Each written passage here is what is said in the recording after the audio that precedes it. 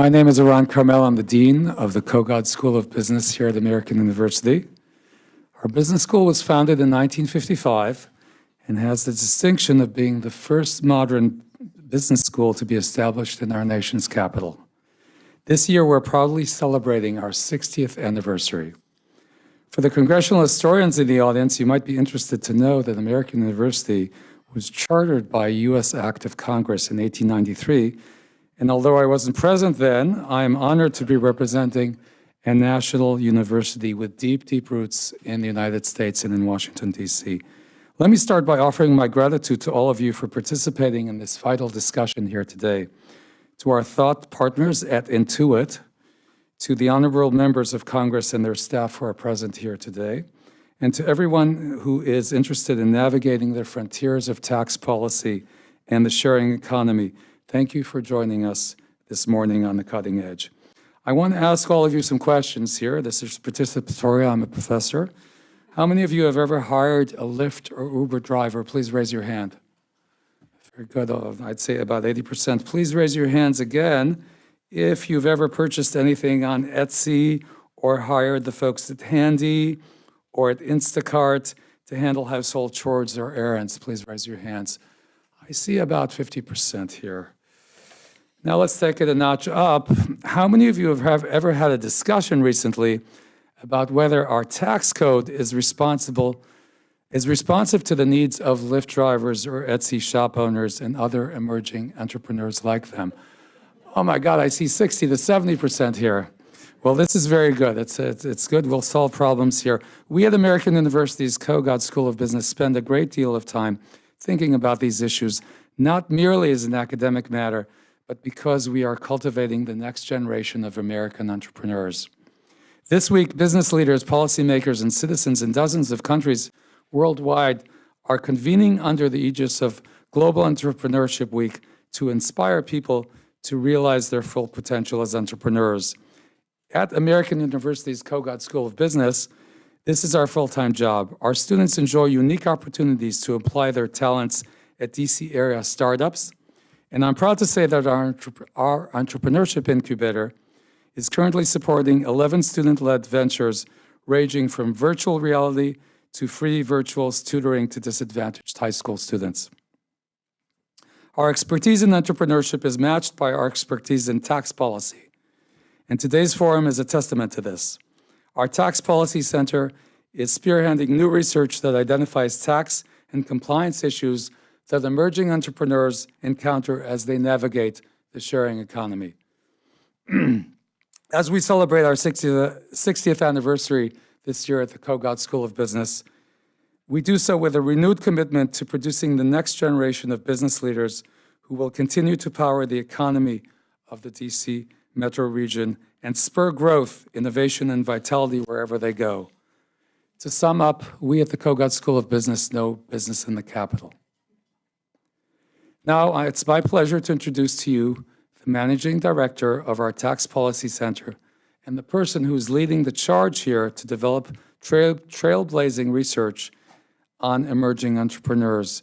She was one of you here until earlier this year and is now a member of our faculty at Kogod. Let me introduce Carolyn Bruckner.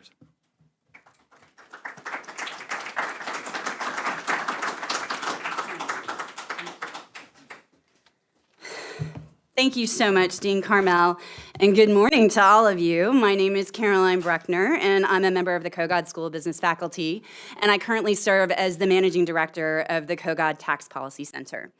As Dean Carmel noted, I was one of you once upon a time.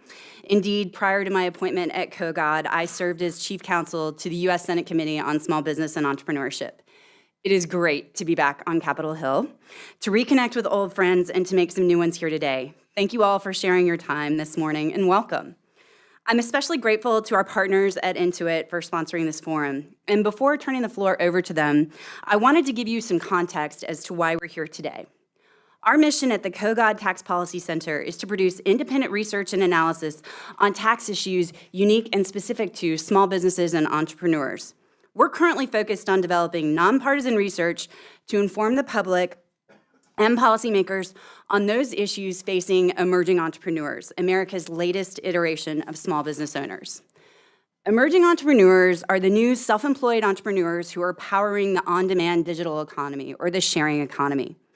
These emerging entrepreneurs are renting rooms, providing ride-sharing services, running errands, and selling goods for consumers in business transactions coordinated online and through app-based platforms developed by companies such as Airbnb, Handy, Uber, Lyft, TaxRabbit, Instacart, and others, many of whom are here with us today. These platforms and the emerging entrepreneurs who are powering their growth have become ubiquitous as to how we conduct our affairs and live our lives day to day. Despite what some naysayers claim, the sharing economy isn't a fad or a phase. It's changing the way we do business, and in many instances, creating opportunities for millions of people to start their own small businesses. We know this is true even if we don't yet have the empirical data. We know it's true just anecdotally. Before 2013, I had never personally used a ride-sharing service. Please don't laugh. Since then, I have taken dozens and dozens and dozens of trips in this city and around the United States. I've never once had the same driver. And in only one instance have I had a driver who transitioned from an existing taxi service over to using a platform. That means that business is happening all around in a space where it wasn't occurring before.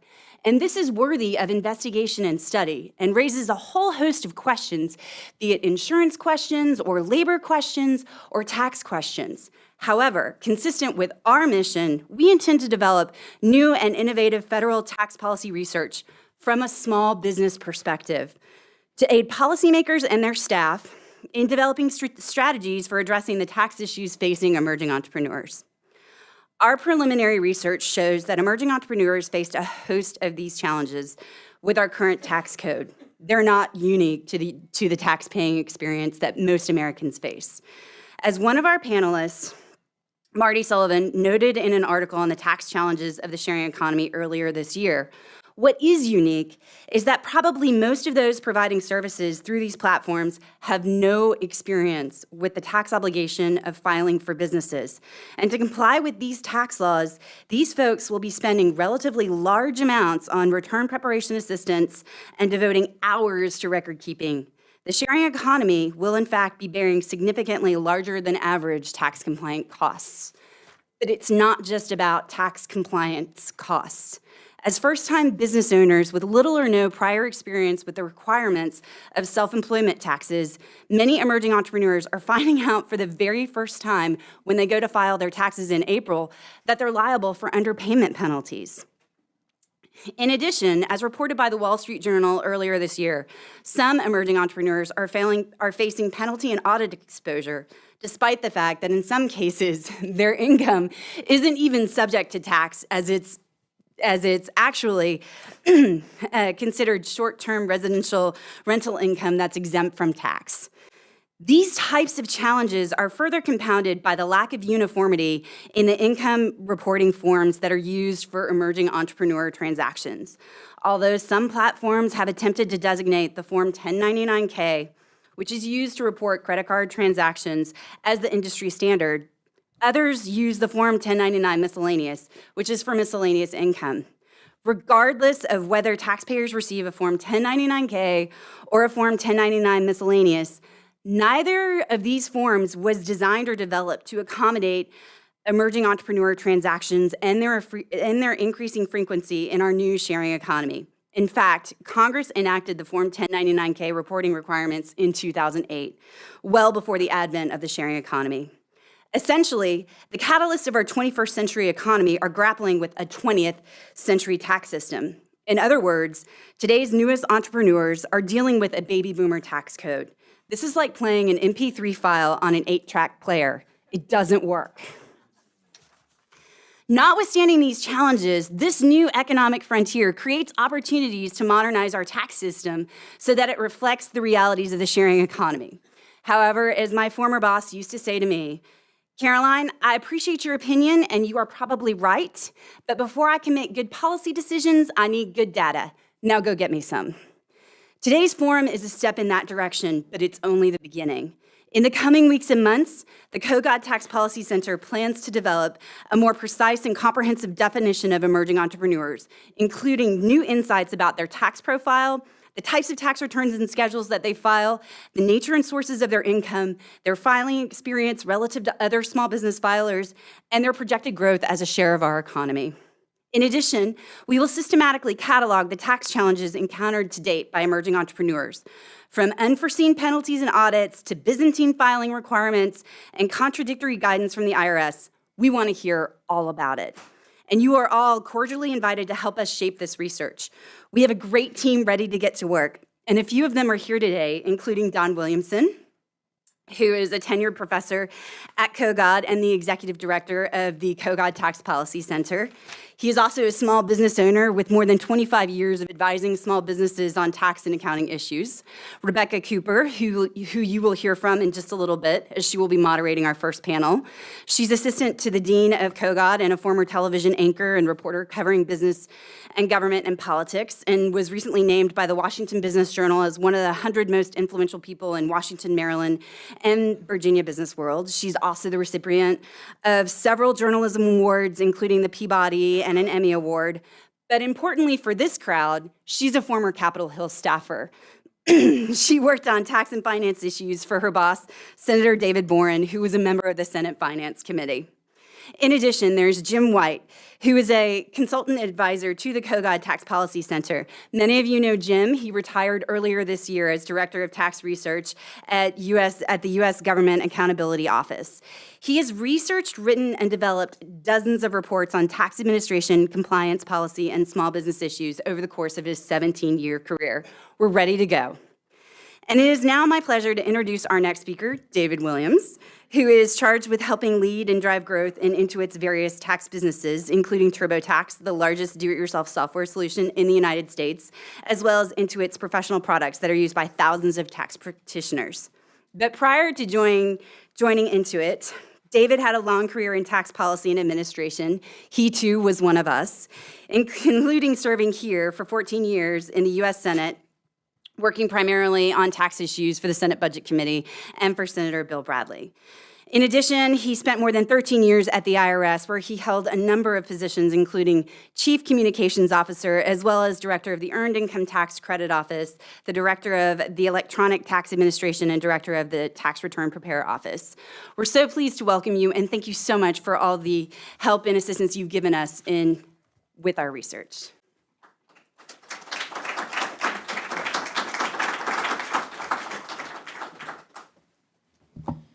Thanks, Carolyn, and thank you all so much for being here. It's a great honor. I feel like it's an old reunion because I'm looking at faces. Some of you I have seen in audiences, even if I haven't known you for many, many years. It's a pleasure to be here. Dean Carmel and Carolyn, I really want to thank you so much for putting this event together. Just a little bit about Intuit and about the Intuit Tax and Financial Center. At Intuit, we are profoundly committed to improving the financial lives of our customers, many of whom are small businesses. That may seem like a high-flying goal, but in fact, it is what we do every day. We live and breathe what our customers tell us. And part of the reason we are here today and sponsoring this event is because our customers are starting to talk to us about their experiences and their engagement on the tax front, and as they begin to move into the sharing economy, or even if they're just self-employed and are trying to navigate the world in which we all live, they are looking to us to help. And I would note, I think that today we are living in a do-it-yourself world, where the responsibilities for your retirement, for your health care, and for your employment are very much moving from the employer, the traditional model we've had, to the employee or to the individual worker who may not be an employee. And in that context, you heard Caroline mention the Uber driver, the person who may not know that they owe quarterly tax payments, or that withholding isn't occurring on their tax return when they get income. And those are the kinds of folks who are venturing out into a sharing economy and discovering, I'm going to have to do it myself, and I don't know how. And whatever happens in the coming months and years with regard to tax reform, we need to think about what are the policy implications, what are the administrative requirements and burdens that we're putting on the folks who are entering the sharing economy, and what can we do, our business and all of us here in this room, to actually enable the growth in the economy that we think can be unlocked through these emerging entrepreneurs. The Tax and Financial Center that Intuit set up is designed to support and foster dialogue around key issues like this one. We will serve as a resource for in-depth and original analysis and research, which is why we're partnering with the Kogod Center, because we believe there's a huge opportunity here. And we will enable ongoing discussion about this and other critical issues that are affecting our nation and our economy. In particular, because this is such an interesting topic, we believe that our company has a role in supporting and serving the very people in the gig, the online economy that we're going to be talking about today. No matter what the policies are, we're going to try and help them and simplify their financial lives, make thinking about their taxes and about how they account for them not something that's top of mind, so that they can actually focus on delivering their business. For those of you who've been involved with our products, you know that this is something that we strive to do every day. And we will continue to do that as we move forward. There are, however, some tricky tax and compliance issues that face small businesses. If you are one of the emerging entrepreneurs or entering the sharing economy, you may not even realize that you are a small business. And for those folks who how many people actually have had to work for themselves and literally file 1099s and understand? See both of you? Wait, the numbers are going up as the hands go up. But if you think about it, when you first entered that, did you know about quarterly tax payments? Did you understand how much money you should put aside in withholding? Even if you were in a regular job and you were trying to figure out how much money you should withhold, have you ever tried to actually use a W-4 and figure out really, truly how much money you should hold out? Because the IRS struggled with this for years. When I was there's a little calculator on the website, but what you end up with is a rough guess as to exactly how much you should be withholding. And in a world, in a society where we think about our tax refunds in general, as something that we'd like to get, and I will ask this question, I think there are many highly educated people in this world who, even though they know that a refund is in fact an interest-free loan to the federal government, are much more happy to get one than the other way around. And you know who you are, as I see the heads nodding out there, right? So as much education as you have, you recognize that fact. Imagine someone entering the sharing economy or just becoming self-employed, trying to figure those issues out. We believe that those folks are unaware of the rules that affect them. We know that the rules may change. There's a lot of talk in Washington and actually on the campaign trail these days about tax reform. Lord knows what that's actually going to look like. But I do believe that as we think about how we change our tax code and how we administer it to enable the growth of our economy, that today's topic is really going to be very relevant. At the Intuit Tax and Financial Center, we are really committed to research that will support this, and we'll be partnering with the Kogod Center to do that. As it turns out, I am at the end of my conversation. We are anticipating the arrival of Senator Mark Warner. Unfortunately, I think he's been delayed by a moment or two. And so with that, we're going to take just a second. I did want to ask a little bit about the research and engage with Caroline about it, because I think fundamentally, understanding where we're going to go and what the research will highlight will be important for us going forward. So Caroline, I don't know if you want to come back up or... Absolutely. I can talk about the research all day. And you don't need a microphone. So Caroline, you mentioned that data is really going to be, critical to this, and that was an important variable. So can you say a little bit more about the kind of data that you hope to turn up and how you think it will inform the policy debate? And you might even just come over here and talk into this mic. Sure. Well, I think first and foremost, what we do know about the sharing economy is that there's not enough data out there. We anecdotally know that more and more people are participating in it in every which way and every day, as I noted in my remarks earlier. But we don't necessarily have data from the Census Bureau or from Treasury or from the Commerce Department or from the Bureau of Labor Statistics. Senator Warner has actually made it a point of his legislative priorities to be asking these agencies to provide us this type of data.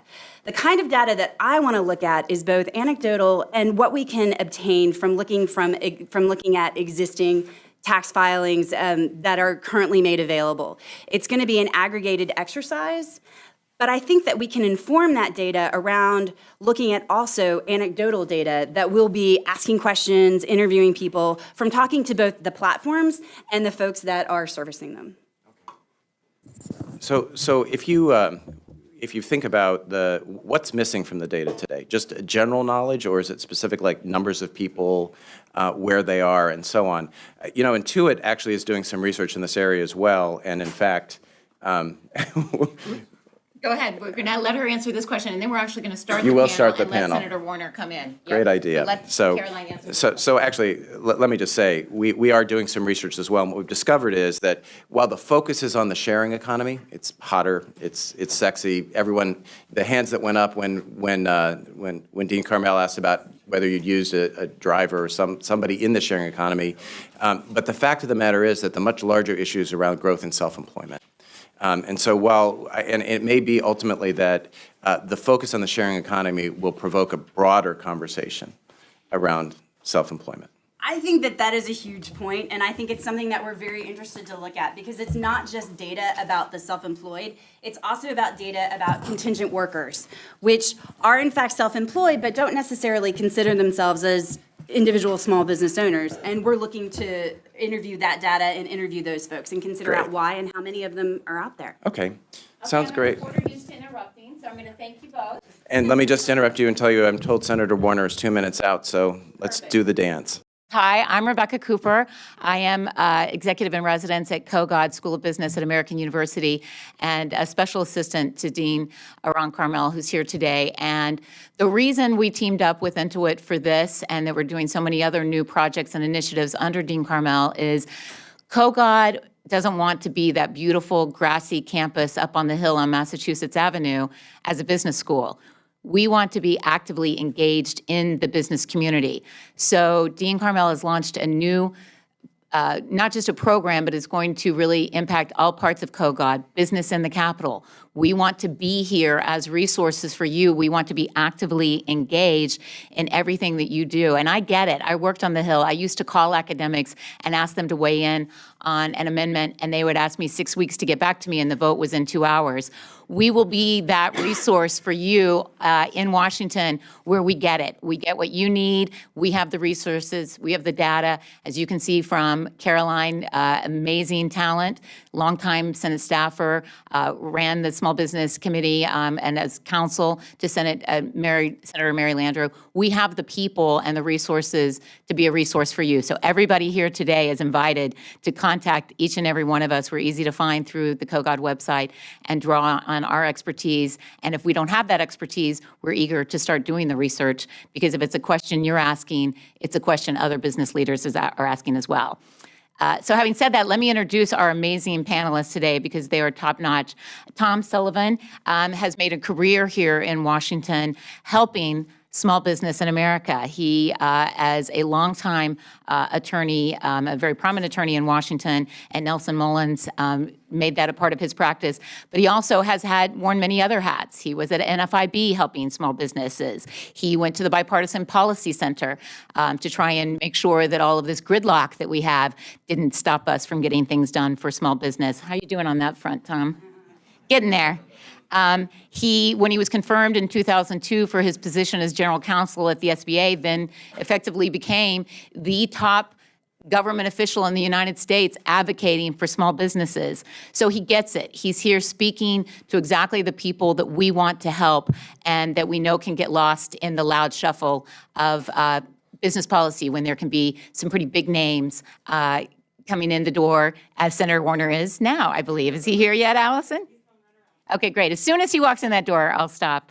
But my grandmother would have been so embarrassed if she had seen me in the years when I worked at CNN and I had to yell at presidents as they came out of church. But there's Senator Warner. Hi, Senator. How are you? So Senator Warner is someone that I got to cover a great deal when I worked at CNN and at ABC News. And then luckily when I anchored a business show at ABC7 that we're going to be now launching again in collaboration with Kogod. So I know enough to stop when my VIPs are in the room. I think the Dean Senator is going to quickly introduce you. I think everyone in the room knows who you are, but we want to explain a little bit about your importance to this particular panel. Dean Aaron Carmel, introducing Senator Warner. It's my privilege to introduce to you the speaker now. Senator Mark Warner from Virginia is currently serving his second term in the U.S. Senate, where he serves on the Finance Committee. The first in his family to graduate from college, he spent 20 years as an entrepreneur in technology. From 2002 to 2006, he served as governor of Virginia. He's widely considered to be, by his colleagues in the Senate, to be an expert on technology and entrepreneurship issues. And that's why we're welcoming you here. And thank you for joining us here today, Senator Warner. You want me to do this from here, right? Right. Well, thank you, Dean Carmel. Thank you for that introduction. Thanks to American University and the Kogod Center for having me here today. My apologies for Senate politician time, being 10 minutes late. We're lucky to have you. Well, you have a lot of things to do. No, it's also, I've been governor and senator, and both jobs have their assets and liabilities. The one thing now that I'm governor and senator, as governor, I had to take the blame for all the traffic coming in from Virginia. Now I can just blame Governor McAuliffe since it's not fixed. But I'm very interested in being here and very interested in talking about this subject, emerging entrepreneurs, particularly in the gig economy. Two little kind of front-end comments. 33 years ago, I was an emerging entrepreneur myself. Had gotten a couple years out of law school, had done politics, decided I was going to go out and become an entrepreneur, took my life savings, $5,000, invested in a little energy startup company, went to work for that company. In 6 weeks, I helped that company go totally bankrupt. Then went into real estate and failed miserably at that. After about 6 months, so at age, I think 26, I was broke, living out of my car, sleeping on my friends' couches. Not unlike many entrepreneurs, but unlike many, perhaps, I got a third shot, and I got involved in the very beginnings of the wireless industry, the cell phone business, and I guess for any potential emerging entrepreneur, I guess the storyline here, the punchline is, stay committed to your dream, because as I went around to all of my law school classmates, and I had the opportunity to go to Harvard for law school, so there are all these fancy firms, and every one of them I said, there's this new idea, it's called cell phones, and to a person, my law school classmates said, Warner, go get a real job. Who's going to want a car telephone? They're still practicing law. I went on to form Nextel, became a venture capitalist, and in many ways, I tell that story, one, because of the challenge about entrepreneurship. Two, the fact that if you look at the Kauffman Foundation data, literally 80% of all net new jobs that have been created in America have come from startups over the last 30 years. Now, sometimes we in politics conflate, startups and small businesses. Often they are the same, and there's a great part of our business community that is traditional small businesses, but that's really not where most of the job growth is coming. It is coming from startups. And in a certain ways, we're now in the best of times and the worst of times, because net, we actually have a declining number of new entrepreneurs across our country over the last few years. Part of that is due to rising student debt, income insecurity, a host of other policy issues. On the other hand, we have perhaps a more robust entrepreneurial ecosystem in many communities than ever before. That's combined, shared working spaces, other collaborative efforts. And in many ways, you can't determine what is going to be the spark, technology or otherwise, that will drive the next wave of innovation. I was lucky enough to get in on the early days of the wireless communications industry, co-founded Nextel. I did not, in my wildest dreams, anticipate that one of the outgrowths of that wireless revolution would 20 plus years later actually be driving what is now called the gig or on-demand or sharing economy revolution. The whole notion, and let's face it, the notion of being able to monetize your time, your car, your apartment, some individual skill set you had, in many ways is made possible because of wireless technology combined with GPS. And this evolution, and I'm also the only politician who says keep those cell phones on, selfies, whatever it takes. Let you know they go. You hear an annoying sound when they go off. I hear cha-ching, cha-ching. So leave them on. But that's when you think about technology, when you think about evolution of where things are headed in terms of our economy, you can't predict where it's all going to end. And in many ways, this kind of transformation that's taking place in the workforce really has been taking place until the last couple of months, way below most policymakers' noses. And I would even be kind of even more grandiose in the framing of this, is that this is really not only a technology change around these sharing or on-demand economy companies, but really is part of an evolution of the very nature of what work is going to be in the 21st century. As more and more work is, in effect, disaggregated into specific tasks and broken down into component parts, it raises a host of upside opportunities, but also an enormous host of challenges. We've seen the kind of the public attention, if you mention gig or on-demand economy with most policymakers a year ago, or even most chambers of commerce, you get a blank face. Now, whether it's Uber or Lyft or TaskRabbit or Airbnb, or Handy Care, I mean, these are the coolest entities taking place in a transformation rate that, frankly, has been unprecedented. The challenge, I think, from a policymaking standpoint is this revolution in work and the nature of work and the nature of work relationships is providing enormous opportunity and upside. It is as much innovation as anything, kind of when we think about the fundamentals of work, as anything that we've seen in the last 100 years. We see a whole host of people who are doing extraordinarily well.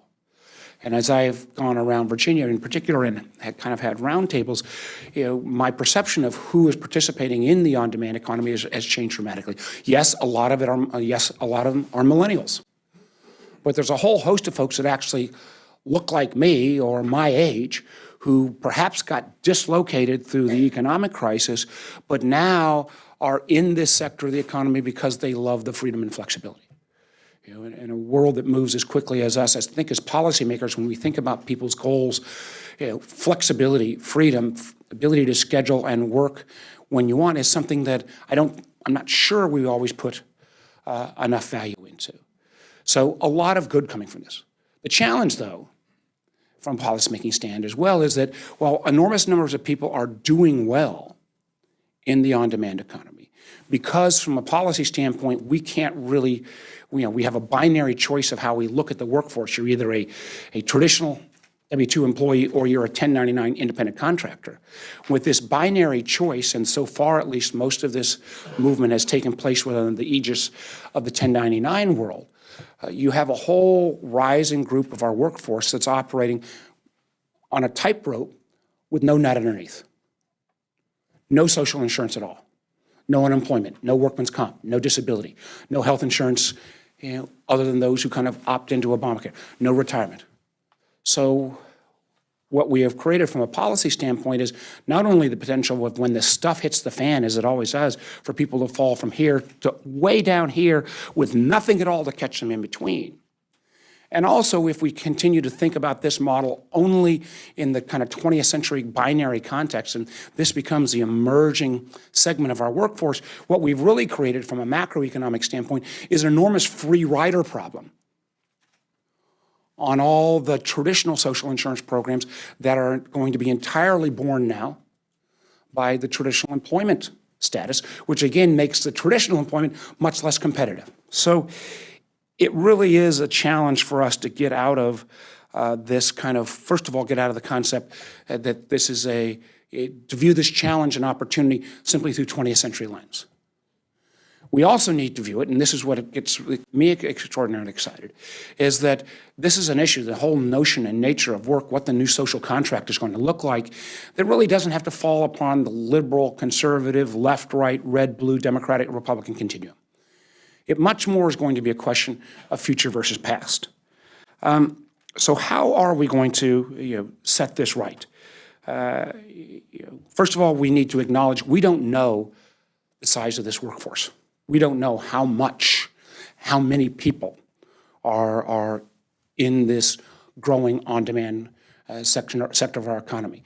We've seen estimates as low as 3 million. We've actually saw Wall Street Journal articles that even put it at less than that, although some of their numbers are so low that just Uber drivers alone exceed some of the printed numbers that they've assumed that is the whole sector.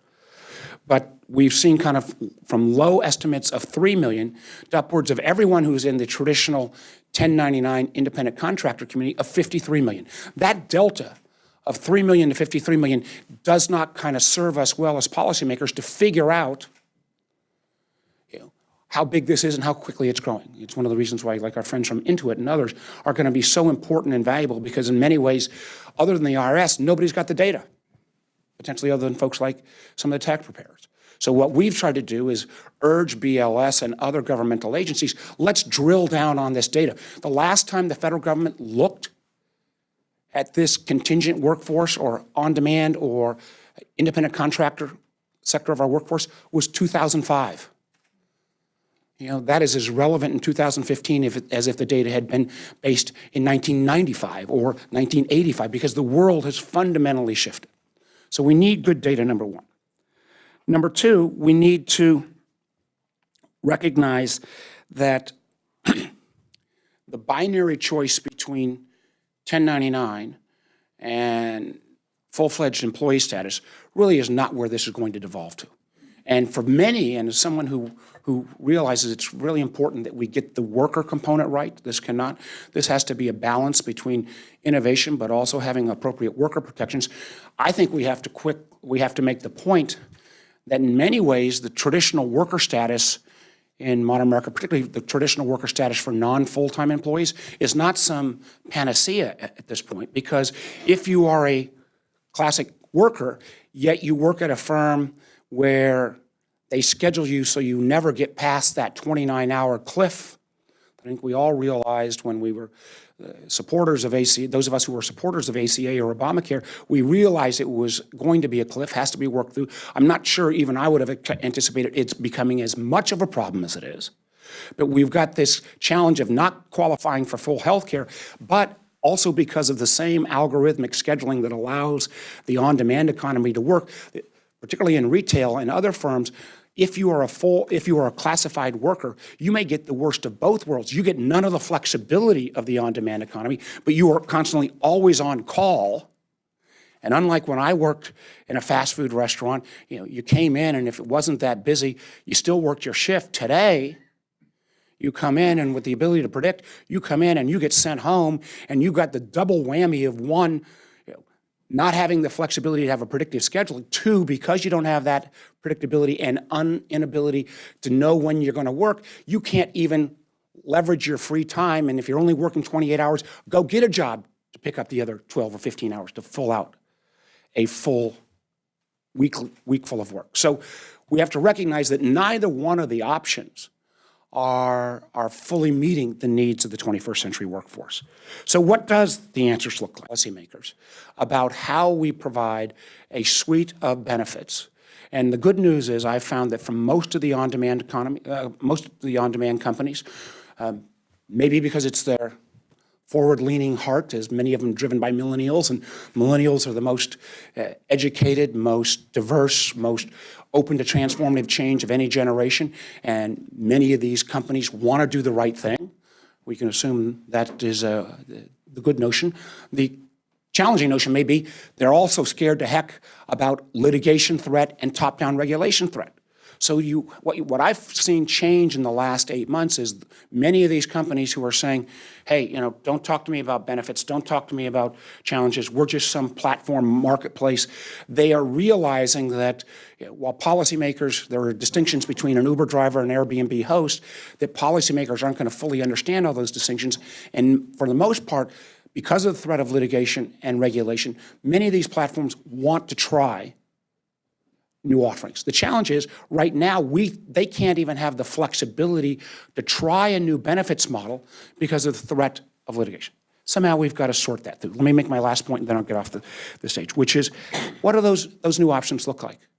Well, we could have an exchange model where you might have competing plans about unemployment or workman's comp or disability.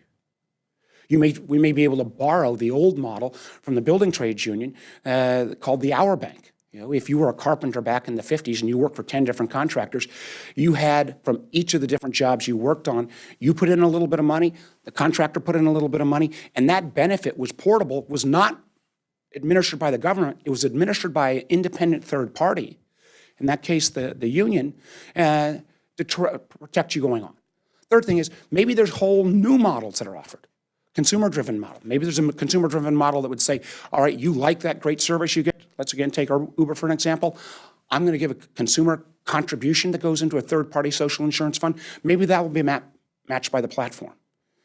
And frankly, there's also the opportunity that we think through of how do we think about what people really need. If you are in this on-demand economy and you're working 4 or 5 different gigs, really does unemployment insurance in a typical sense, when are you employed or not employed? What does that make sense? When maybe the new idea ought to be income security forms. I mean, the fact is, I think most of the concern in America today, part of it is income inequality based, but a lot of it is income insecurity based. 60% of Americans couldn't absorb an independent $500 unexpected bill. So that notion of some kind of income insurance may be a different form of a benefit that we could explore. What we're going to need to do, and I don't pretend to say we have all the answers today, and I haven't even raised all the challenges that so many of these new workers are going to hit this year with tax compliance. I know that'll be the subject you'll get with. But we really have to take this as an opportunity from a policy standpoint to kind of stretch our minds, to think about how we engage in this area without kind of the shackles of the 20th century framework entirely. It is going to take a new framework. It will take, I'm sure, at least a third classification, if not more. And as we think of the suite of benefits and think of the suite of opportunities that will allow the innovation to continue, to allow the flexibility to continue, but to make sure that there is some level of safety net for folks who want to participate in this sector, growing sector of the economy, I can't think of something that could actually add more value. And wouldn't it be great if we were able to present an issue to the Senate and the Congress of the United States that didn't fall down upon Democrat-Republican lines, but actually fell down upon those who recognize the opportunities of the future versus those who were caught in the past. So, Senator, I see great you challenge. leaving, but as a Thank you. reporter, you know I'm a recovering reporter. Dean Carmel Yes. saved you by taking me off Go ahead, having the fire away. microphone in front of you all the time. But the panel I know is going to want to ask you, and people are going to know. So Marty Sullivan, our colleague here, who you know well, says that when a member of Congress tells you that the chance of tax reform is 50%, reduce that by a factor of 10, and the real chance of tax reform is probably closer to 5%. So given that I think Marty's right on that fact, you have a chief of staff and others who you have devoted to focusing on this service economy. You already see it. You're already ahead of, I suspect, many members. You've got friends, Susanna Quinn, a mom on a playground who decided she wanted to create a service economy company, Velux. It's now blown up. It's huge. How do you rate the chances of Congress in the next couple of years catching up with where Intuit already is in looking at new products, services, and policies for this specific economy? Is there talk going on in the cloakroom about addressing it this year? I'd say the good news, bad news is most policymakers have not stuck their toe in this yet. And some who have stuck their toe have had their toes stubbed, by not thinking, just seeing the downside. Some have, on a superficial way, jumped in an Uber or stayed in an Airbnb hosted facility and say, hey, this is great. Neither one level of that is very sophisticated. So the opportunity here is, and I've got a number of Republican colleagues, both inside government and outside government, who are trying to think through this. The great news is if we can come up with some policy suggestions before it gets captured, Democrat versus Republican, great opportunity, number one. Number two, as I mentioned, whether it's because of their open and good hearts or whether it's because of threat of litigation and regulation, everyone in the space has dramatically changed in terms of their willingness and interest in being engaged. Okay, good. Last point is, though, that if we were to try to legislate on this tomorrow, no matter how well-intentioned we'd be, chances are we'd get it wrong. Good point. So how do we get the space and the time to try out some pilots so that we could see some of the ideas that might work or might not work, particularly when we're trying to think about a series of benefits or opportunities that may not fit in the 20th century. Fair enough. plan. Well, you've always been true to your word with reporters letting us have our cell phones on. Mine's on silent, but I've been getting texts that your time Is you up. need to go. No, that you've got another meeting that you're supposed to be getting to. So we are going to let you go, and Thank we you. appreciate the time that you took.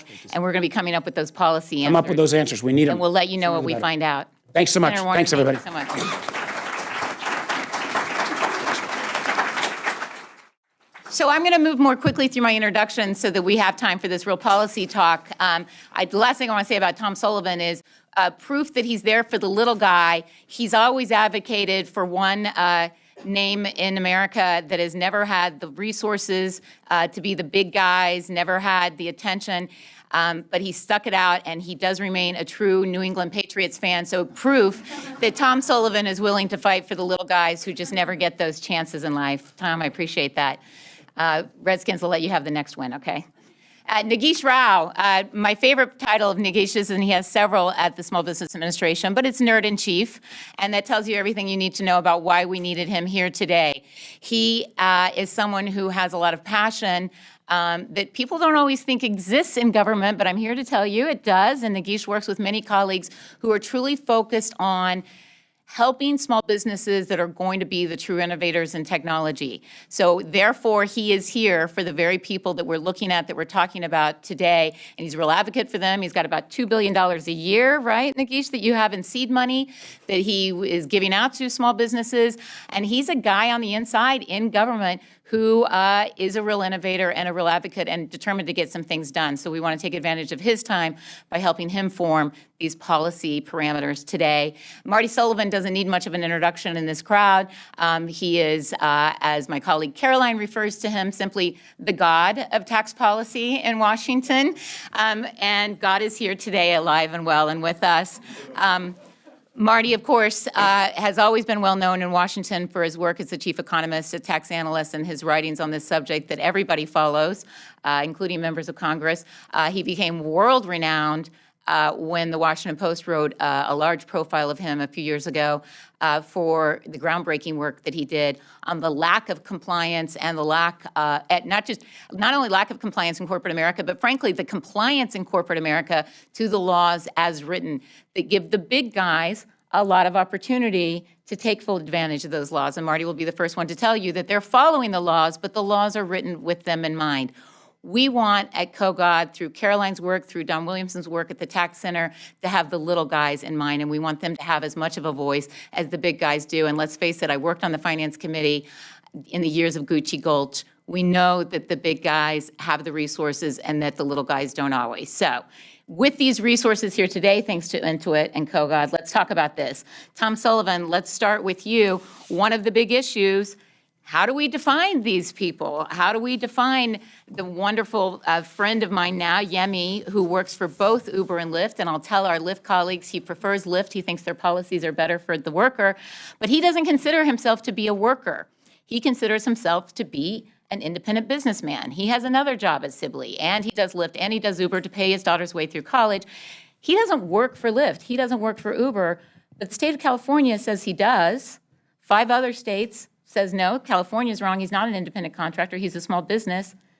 Make the case, we think he's a small business. How do you argue to those who say he's not that he is? So when I hear words like define a business or we need a new classification of businesses, I get really nervous because that is government saying, this is the box that an entrepreneur fits in. And so in answer to Rebecca's question, I think let's not waste time in defining one or the other. Let's celebrate entrepreneurship, and let's look at a shared economy that is expected to grow in the next 10 years of $335 billion. So we've got 2 Sullivans on the panel. You realize that $335 billion is more than the GDP of Ireland. So think about that. And you think about what is the government's role in defining or classifying, my answer is get past that, get over it, and try to incentivize government that when they come across a self-employed person or an entrepreneur, their first touch should be, how can we help you? Not to issue a citation.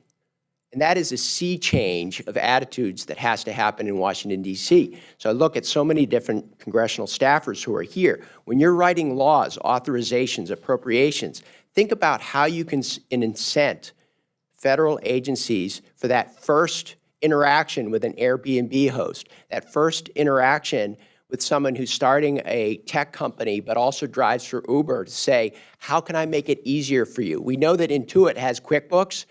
They're making it easier. I think it's time for the federal government to actually try to make it easier for that economy. I'm going to get back to you on that because we do want to advance policy, and they're going to talk more about that in the second panel. But before we can even get to that stage, we have to define them because the states, frankly, are all over the place on defining them. So help these congressional staffers write policy by first defining them. Make the case that they are small businesses if you believe that. If you don't believe that, if you agree with the state of California, make the case that they aren't and that they work for these various companies. So SBA's Office of Advocacy, who's represented here, takes a snapshot of defining entrepreneurs, defining small business. And what they found is that 3/4 of the 28 million small businesses that make our American economy so great don't have employees. Of that, 94% of them file taxes as individuals. So there's a definition. There is a universe of folks who are contributing amazing ways to this economy, and they file taxes as individuals. So when we have senators and members of Congress who are struggling with how do we actually celebrate entrepreneurship, you could just ask them a simple question: tax reform. And the follow-up question is, okay, where do individual rates rank in your priorities? Because if they believe in the power of a shared economy, that should be number one as far as their ranking and prioritizing. Make it simple and look at individual rates first to really boost this shared economy. Then we can get to the corporate rates and so forth. But that's what I believe. I think that defines some of these folks. And if there is a struggle between a local, state, and a federal definition, let's get these folks together and try to simplify it. And then Intuit will include those definitions in their QuickBooks. Okay, good argument. So Nagesh, let me go to you. You're looking at the numbers. How does SBA define these types of workers? Are they employees? Are they independent contractors? And where are the numbers now? Where are they projected to grow? Well, so it's a little bit out of my depth, I would say, because the Office of Advocacy has the lead on some of those issues. But what I can tell you is I can tell you from my personal experience, because I used to do venture capital. I used to be an entrepreneur out west. And I can tell you from our experiences as an independent consultant, like, I had 1099s nonstop. It was just the way it worked, and I just followed that system for a while. It wasn't until I actually had majority income from a particular employer who said, look, I want to bring you on full-time and I'm going to give you these benefits, that it really became a W-2 issue. But I think the interesting situation really comes down to is I think for many companies, and this gets back to Senator Warner's comments for a moment, is that it opens Pandora's box when you open these issues up a little bit more. Because you're not just talking about tax compliance, you're talking about all sorts of compliance issues. Uber right now is facing issues around disability rights. The ADA is kicking in and all that stuff. So you have to actually ask yourself, okay, what are the mechanisms and what does the person then have, or a company have to offer if they're going to take on these new parameters and whatnot. So while you're looking at all those things, how does the SBA track all of these growing numbers of self-employed people? Well, there's a few databases. So there's the SBA database that has the tracking of just general small business growth and all that stuff. I have my own personal database that we have for the SBIR.gov system. And with that system, with respect to SBA. You have it. Do you share it with us? No, because it's... Why not today? We're all here to be your friend. From an SBIR.gov perspective, because it's proprietary information. So there are certain aspects that go public and that will be public, but some of the more refined data, that has to stay private. Because okay, I'm not going to let go on that. Do your numbers that you're seeing privately, are they in sync with what we're being told publicly, or do you think there is some discrepancies between what you're seeing with the data that you have and what we're being told is out there? Is it bigger? I think it's bigger, but it also depends on the type of company. It really depends on the type of It really does. I mean, from a hardware tech company to a software to a mom and pop baking shop, it really depends. And then before I get to Marty, let me ask you, because you're all about small businesses that have a technological bent and innovative bent, anecdotally, are you seeing that when you're working with small businesses, where do the number that are creating service economy type businesses rank? Are they near the top or near the bottom? They're getting up there. I would say they're getting up there. And it really also, it depends on the type of service economy, the on-demand, whether it's a taxi or a cupcake delivery service or whatnot. It really depends. So if it's all over the place too in terms of data and even how you define the data, what would you say in terms of policy? Do we need policy that looks specifically at this sector of the economy? Yes, you're going to definitely need that down the road, and you're going to need to have some synchronization between the local, state, and federal. Absolutely, I won't deny that. But I think if you're going to do it, it's got to be done smart, and it's got to be seen at different lenses, because it drastically differs, and I think that depends on the type of work being done. Okay, so I Marty. mean, I've seen startups that are a size of 10 who are global in nature, just no more than a size Right. of 10. So. And if you think about it, was it Instagram that was only 15, 20 people before it got Exactly. acquired for $1 billion? So Marty, I mean, Instagram isn't creating independent contractors and until people start somehow figuring out a way to do that with their pictures, but Lyft is. You've already said, let's face it, the current tax system, as you've described it famously, is held together with duct tape. My son just ran for third grade parliamentarian, and I used duct tape to help him hang up his signs. And I thought it would be the strongest way to hang up his signs, and it was a disaster. So duct tape isn't even that encouraging to me. How, within that 20th century tax system, are we dealing with this new service economy? Do we have policies in place that we need for these new independent contractors? Thank you. Thank you, Rebecca. It's great to be here at CalGood. I'm really excited by what you're all doing here, and I love data. So As do we. it's going to be fantastic. But that's never stopped us economists from making predictions.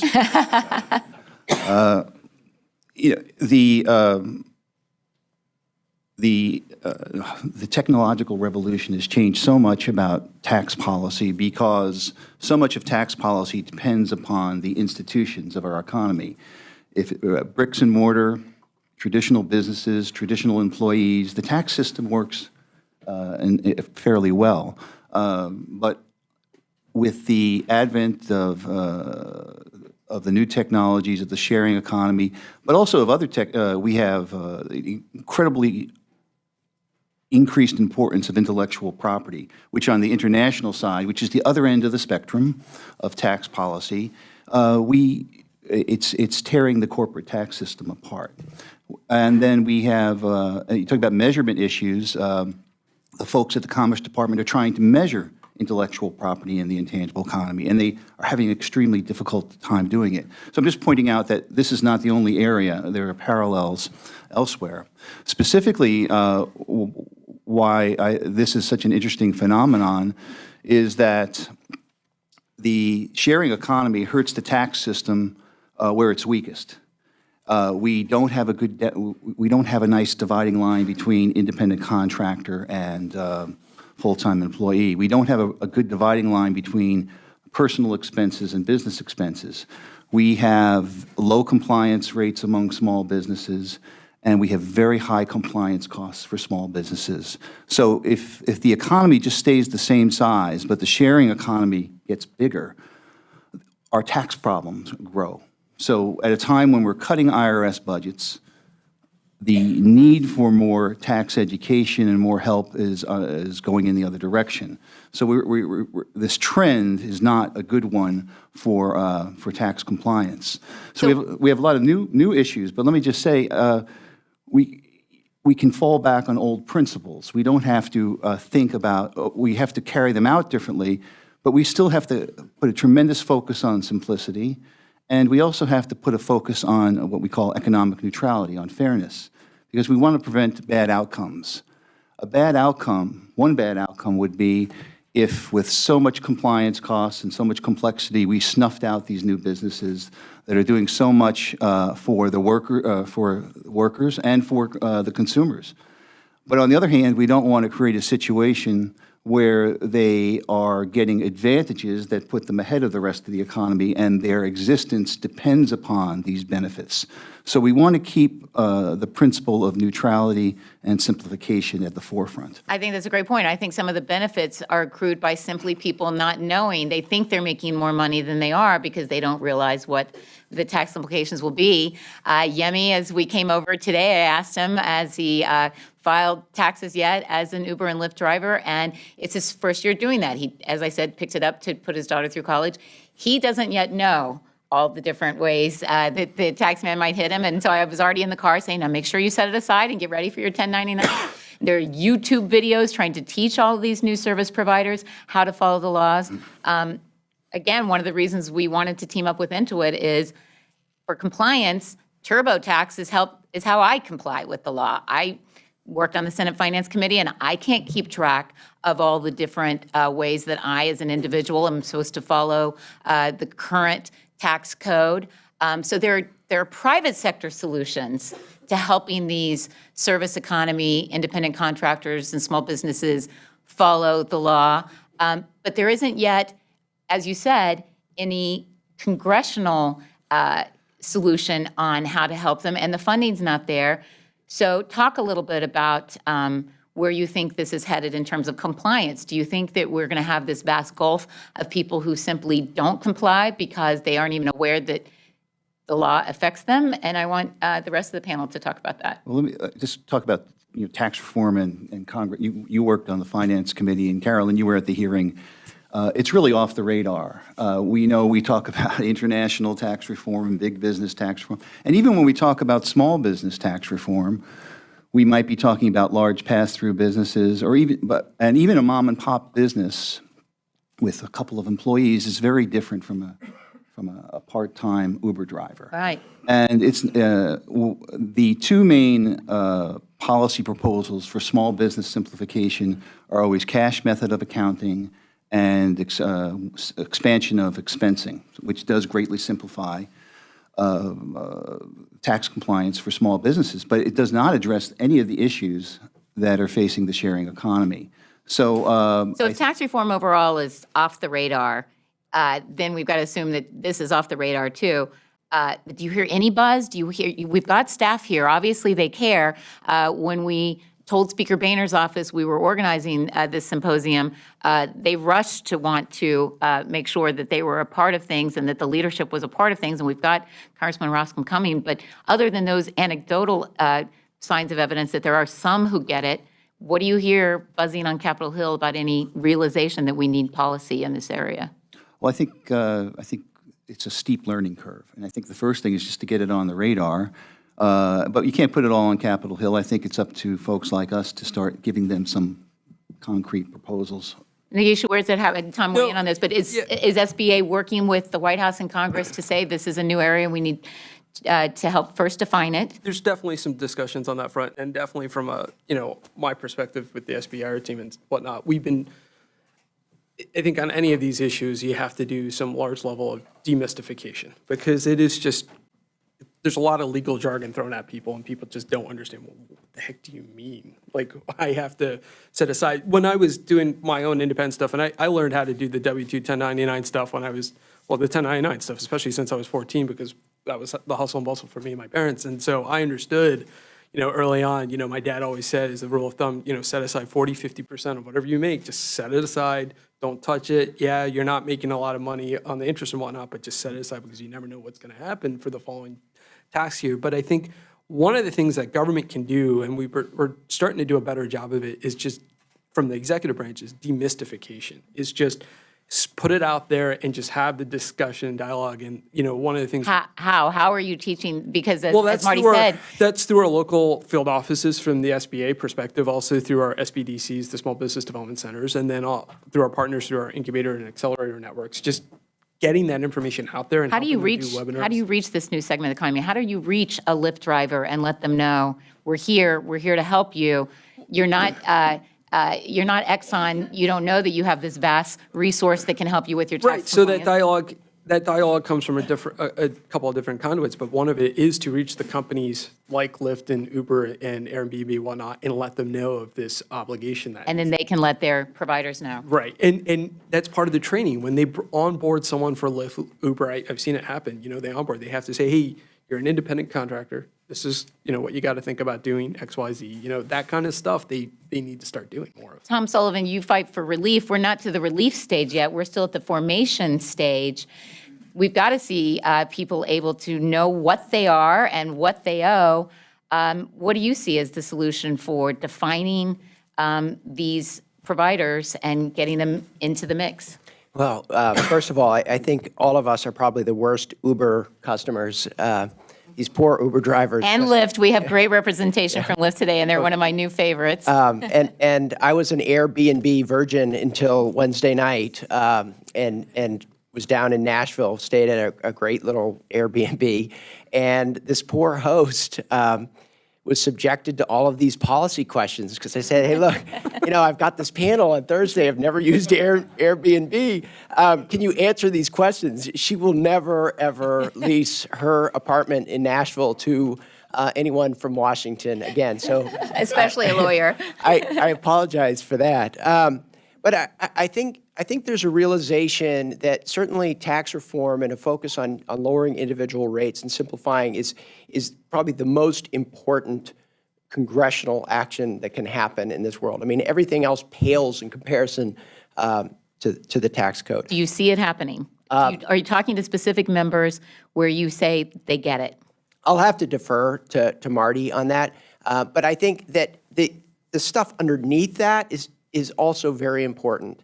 And there's a realization that the more successful these platforms become, the more widespread folks talk about Lyft or they talk about Airbnb, that the entrepreneurs get noticed and they're going to actually go above the radar and they're going to be prompted for compliance. And I love to give this example, but there's this Airbnb community in Lost Creek, West Virginia. Has anyone been? I have not been there. Has anyone been to Lost Creek, West Virginia? So there's this community in Lost Creek, and there's all these Airbnbs. It's an incredible kind of economic growth opportunity. And it turns out that the local sheriff there has access to all of these rents, and he shows up and actually explains to the hosts, here are your local, state, and federal requirements. So he is a walking QuickBooks compliance officer for Airbnb. And so this is happening, and it's That's kind what of it's gonna take. It's this sooner or later you're going to run into a sheriff, and I think that's where I think there is some work that can be done congressionally to incent federal agencies to say when you interact with that entrepreneur, get them the right information to comply. The first touch cannot be a citation. And that's something that it doesn't take necessarily an entirely new law. Congress is authorizing tons of statutes, EPA, OSHA, Department of Labor, every year. And there are ways that congressional staff can incent those agencies to have that compliance first touch that will help the shared economy blossom. Something I want to touch on because you kind of hit my heart really well there is not only the education, but for a lot of us high-tech entrepreneurs, we just don't have time. Like, that's just, Right. that end story is like, when I was working on my startups, I just never had time to look through all the issues at hand. And when I'm consulting startups, especially on intellectual property law issues, they're like, I don't have time to care. Well, and let's face it, people become entrepreneurs in part because they are impatient. They don't want Right. to do things the old-fashioned, slow, steady way. They want to make things happen now. That's the great quality of an entrepreneur. It's not a great quality. And we don't want them doing that. We want them to be Right. focusing on being entrepreneurs. Right, so not, thus it behooves simplicity, demystification, making it easier, and then, I wonder if there's a way to do a tier system so that over time, as you get to these different levels, this is the different types of obligations you need to start. Different levels meaning what, of income, or what do you mean by different levels? Well, as the company grows from a revenue perspective, because that's the whole point. If you're growing on these different levels, is this not these new obligations that you need to consider thinking about? So, Marty, and I'm going to ask each of you to answer this. I see what let me tell you my take on the value of this new service economy. While Senator Warner said that overall, surprisingly, the number of entrepreneurs is going down in this economy, which is surprising given that there's this whole new belief that it's the economy of you, that in this jobless recovery, if you want a job, you may have to go out there and create it for yourself. It's not going to always be there at some of the big companies where it once was. But that's where I think is the exception to the rule in this decline in entrepreneurship. I think people are increasingly reluctant to take on debt and that risk factor of being an entrepreneur unless they can do it quickly and easily. And this service economy, hey, I've got a car. Hey, I've got a house. Yes, I can be an entrepreneur. So to me, the value is where what we're seeing in the numbers. Yes, we're seeing overall entrepreneurship go down, but where we're seeing it increase dramatically, immigrants, Hispanics are, by and large, high percentage that we're seeing in entrepreneurship. All different immigrant sectors, we're seeing large numbers of entrepreneurs, and particularly in this new service economy.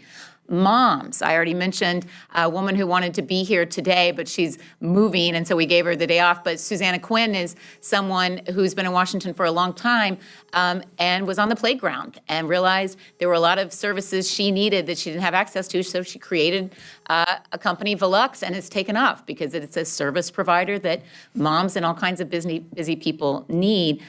So many sectors where the jobs aren't always immediately available to them, like immigrants and women, are filling this vacuum and filling it quickly.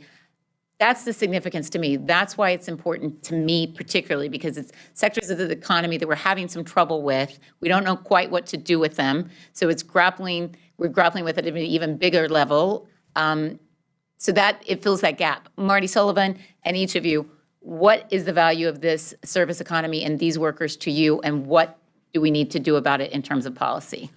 Well, I think it's fantastic. I love Uber. I love I love the freedom and as a stay-at-home dad for many years, always working between the cracks. I created my own job, so I had flexible hours, and He still works out of his garage. Yeah, I'm still working out of the garage. And the ability of people to have that freedom and for consumers to have choices are invaluable, and it's a wonderful development for our economy. But on the other hand, we cannot provide them with undue burden. I keep coming back to neutrality. We don't want them to be overly burdened, or we don't want them to be underburdened relative to the traditional economy. So it's very important not to. It doesn't matter whether I like it or I don't like it. It's a matter if we treat it fairly, and so that I would just keep stressing that fairness point of view. Where do we go? What's the significance of this service economy in your eyes, Nagesh, and what do we need most in terms of policy? So it's here, it's coming, it's here to stay, and I don't think it's just a U.S. thing, it's going to be a global thing down the road. And I think what's funny is when you look at the sharing economy, it's grown very corollarily to the Internet of Things and the web economy and stuff. I mean, that plays such a hand in hand, because back in the 90s, I remember half the platforms that we're talking about now trying to occur back then, but the infrastructure wasn't smart then. So that's why a lot of those platforms failed. Now it's actually growing because the platform's sophisticated enough and people are a little bit more culturally attuned to the issues. So I think you're going to have some smart policy that is designed to be a bit more flexible and agile on that front. I think another thing people have to keep in mind, though, when you start thinking about the sharing economy and the platforms that come about and the companies and the entrepreneurs and whatnot, there's a quality metric. I was talking to a couple of friends of mine who started a hotel chain. They're working on the development of a hotel chain, and there's going to be a hotel they're going to be opening up next year here. And they were straight up telling me, there is a big difference between an Airbnb room and a hotel room that's from a luxury hotel. And they said, that quality difference is going to be a big factor. And I think that's something we have to actually start thinking about from policy mechanisms too, is okay, what is that quality effect going to be? For some of those companies that, one bad rating, that kills them all. So it's getting those small companies to start thinking about, look, if you're going to adhere to these things, what quality are you going to offer of service that actually keeps it going. Otherwise, it's just going to fail. I've already let us go over time, and we have someone who's actually going to be writing that policy here in the room now, but I want to let Tom Sullivan wrap things up and thank all of you for joining us and encourage you to stay around for this second panel where they're going to be talking about where do we go with policy. But Tom Sullivan, what's the value of the service economy and where do you see the most need for policy? I think the value of the service economy is just looking at some of the data. We talked about data all morning. Intuit predicts that by 2020, 43% of the workforce are going to be self-employed. I mean, that's a number you've got to pay attention to. So that brings to this incredible forum the importance of this incredible forum. Many of you may not know that 5 hours ago, this same discussion took place at a business school in Sri Lanka. This is Global Entrepreneurship Week, so happy Entrepreneurship Week. Actually, Kogod helped organize that. We just didn't tell you. I'd rather be here. But the idea of celebrating entrepreneurship through forums like this and then hopefully sending folks forth to celebrate it in the policies and recommendations that you advise either yourselves or your bosses for is a positive thing. And it's good. It's really healthy to know that Kogod is studying these things and will help us actually push to deliver on some of these policy recommendations. Well, I want to thank you all. We could spend all week talking to you about your knowledge about this issue, and I know you bring a lot to it, so I encourage everyone to reach out to you in other ways. Again, I want to thank Intuit for partnering with us on this because they get it. They're providing the services. They've got new products every day that are helping to meet this need, and at Kogod, we're very excited about it, and we don't want to just let the policies that are already in place stand when there's a lot of change going on in this country, in the business world, and we think it's an exciting thing. And I, again, want to thank Caroline and Don for being the movers and shakers at Kogod, for really looking at this issue. As you all can tell, Caroline has a lot of energy, and she puts it to good use working on this issue. So I want to get to our next speaker, but thank you all very much.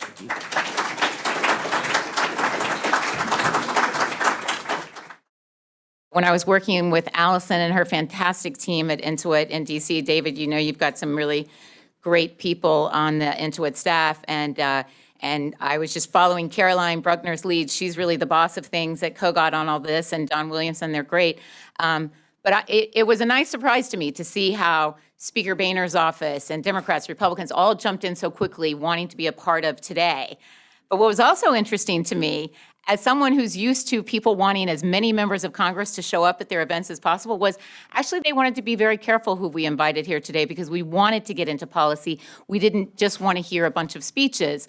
So they were very selective organizing this event as to which members of Congress we wanted to give the floor to, because we wanted to be ones who are already in this issue, who are already making a difference, and who have the power to really impact policy. So you all already know him, you're Washington insiders, so you know Congressman Peter Roskam. You know now that he's going to be more important than ever in his role in developing policy, in his new position in House leadership, and his longstanding work on the Ways and Means Committee and important subcommittees that he works on that look at these very issues. You may not be aware, I learned it through working with the organizers, just how focused he is on this next issue. He's already seeing the service economy as something that he wants to really focus on. So that's who he is today. That's why he's here today. He's kind of ahead of the curve in terms of getting it. And I'm just going to tell you two quick things that made me realize that Peter Roskam kind of gets it is, I loved it when he first came to Washington. His opponent, who is a very admirable person, was getting a lot of national media coverage. Congressman, I worked in both national and local press for many, many years. And he explained when everyone was kind of surprised and said, hey, wait, this other guy won who wasn't in the New York Times. And he said, that's because I was talking to the local Concord newspaper in Illinois. And that's what matters when you want to get elected to Congress, not the New York Times.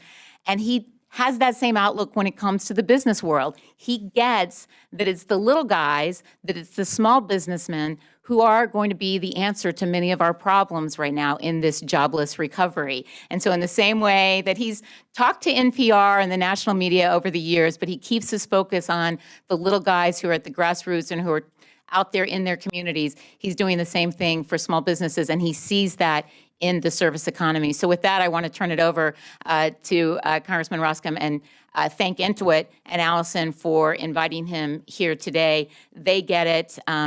They understand how this town works, and they wanted to invite the guy who may actually write some of this policy. Congressman Roscom. Thank you, Rebecca and Allison and everybody at Intuit. Thank you very much just for the chance to be here today. And I want to give you just a little bit of a perspective. Let me take a 30,000-foot view and then maybe a 10,000-foot view and then maybe down a little bit closer to home. So step out of this discussion that we're having as it relates to tax policy in particular and look at this larger situation that we're dealing with. And you're involved in this and may not know it. So look at the House of Representatives and look at our political structures today. There's something that's really interesting that's happening right now, and it's this. We have become instant gratification people, and I put myself ahead of the pack on this. So we are all deeply saturated in an instant gratification culture. So think about it. I have an expectation. I expect this, that I can go on my iPhone, I can click on my United Airlines app, that I can choose my flight, I can choose my seat, I can get an e-ticket back to me within the twinkling of an eye, and if I get 15 seconds of this thing spinning around, I'm like, oh, this is junk. Who made this thing? Okay, and I'm not alone. I'm describing you as well. So we want what we want when we want it, and by and large, we want it right now. Now, that disposition is in conflict, actually, or it's coming into relationship with a political structure that couldn't contemplate instant gratification. Our founders, it was a complete outlier concept. Nobody was thinking instant gratification, and in fact, they rejected efficiency. Monarchies are really efficient. They rejected it. A parliamentary system, you could argue, is more efficient. They rejected it. They didn't have a high view of human nature. They had a low view of human nature. And so they took three co-equal branches of government and they spread this power out. Now, here's what's going on. We've got an instant gratification culture that is now in conflict or coming into, I shouldn't say conflict, but it's coming into relationship with a system that was not designed for instant anything. And that is what we're grappling with here. And my suspicion and my hope and my expectation is we'll figure it out, but it's a little bit bumpy as we're figuring this thing out. Because you've got both political parties that have basically said, you know, my party says, well, hey, we elected Republicans into the House. We expect you to get this, that, and the other thing done.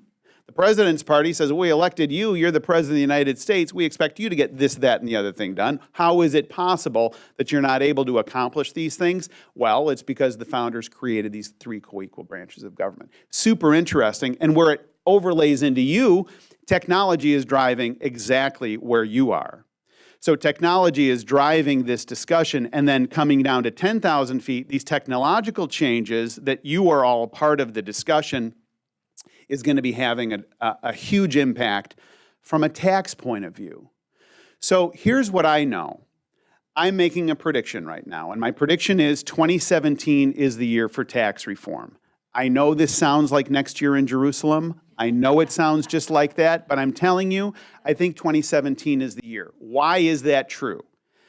I think it's true because, number one, nobody is defending the status quo. There's no voice that's out there that says, tax code, great, leave it alone. Nobody is out there saying that, which means that there's an opportunity. Now, clearly there's elements of the tax code that some people like and so forth, but there's no defender in its totality. Second reason I think it's real is the IRS issues that we've been discussing over the past couple of years. You want to fix the IRS? You want to reform the IRS? The best way to do that is reform the tax code. You take away the complexity, you remove a lot of power there. And then the third thing is the inversions, U.S. companies that are inverting. When Aon, for example, left Chicago, you talk to the Aon leadership, it was largely due to tax policy. And it's devastating for a city like Chicago. Walgreens, another iconic Chicago company, they tried to do their jailbreak about a year ago. They couldn't get out because of political pressure. But, you know, those issues are going to continue to happen and they're going to continue to chafe. Now think about it. We've got a tax code that has not been fundamentally reformed since 1986, 29 years ago. And you begin to think about 29 years ago, good grief, what was the economy like 29 years ago? What were the underlying assumptions like 29 years ago? Some of you are representing businesses that were not even contemplated maybe 36 months ago, and yet now have emerged with real power and real capacity. And so we've got an opportunity, don't we?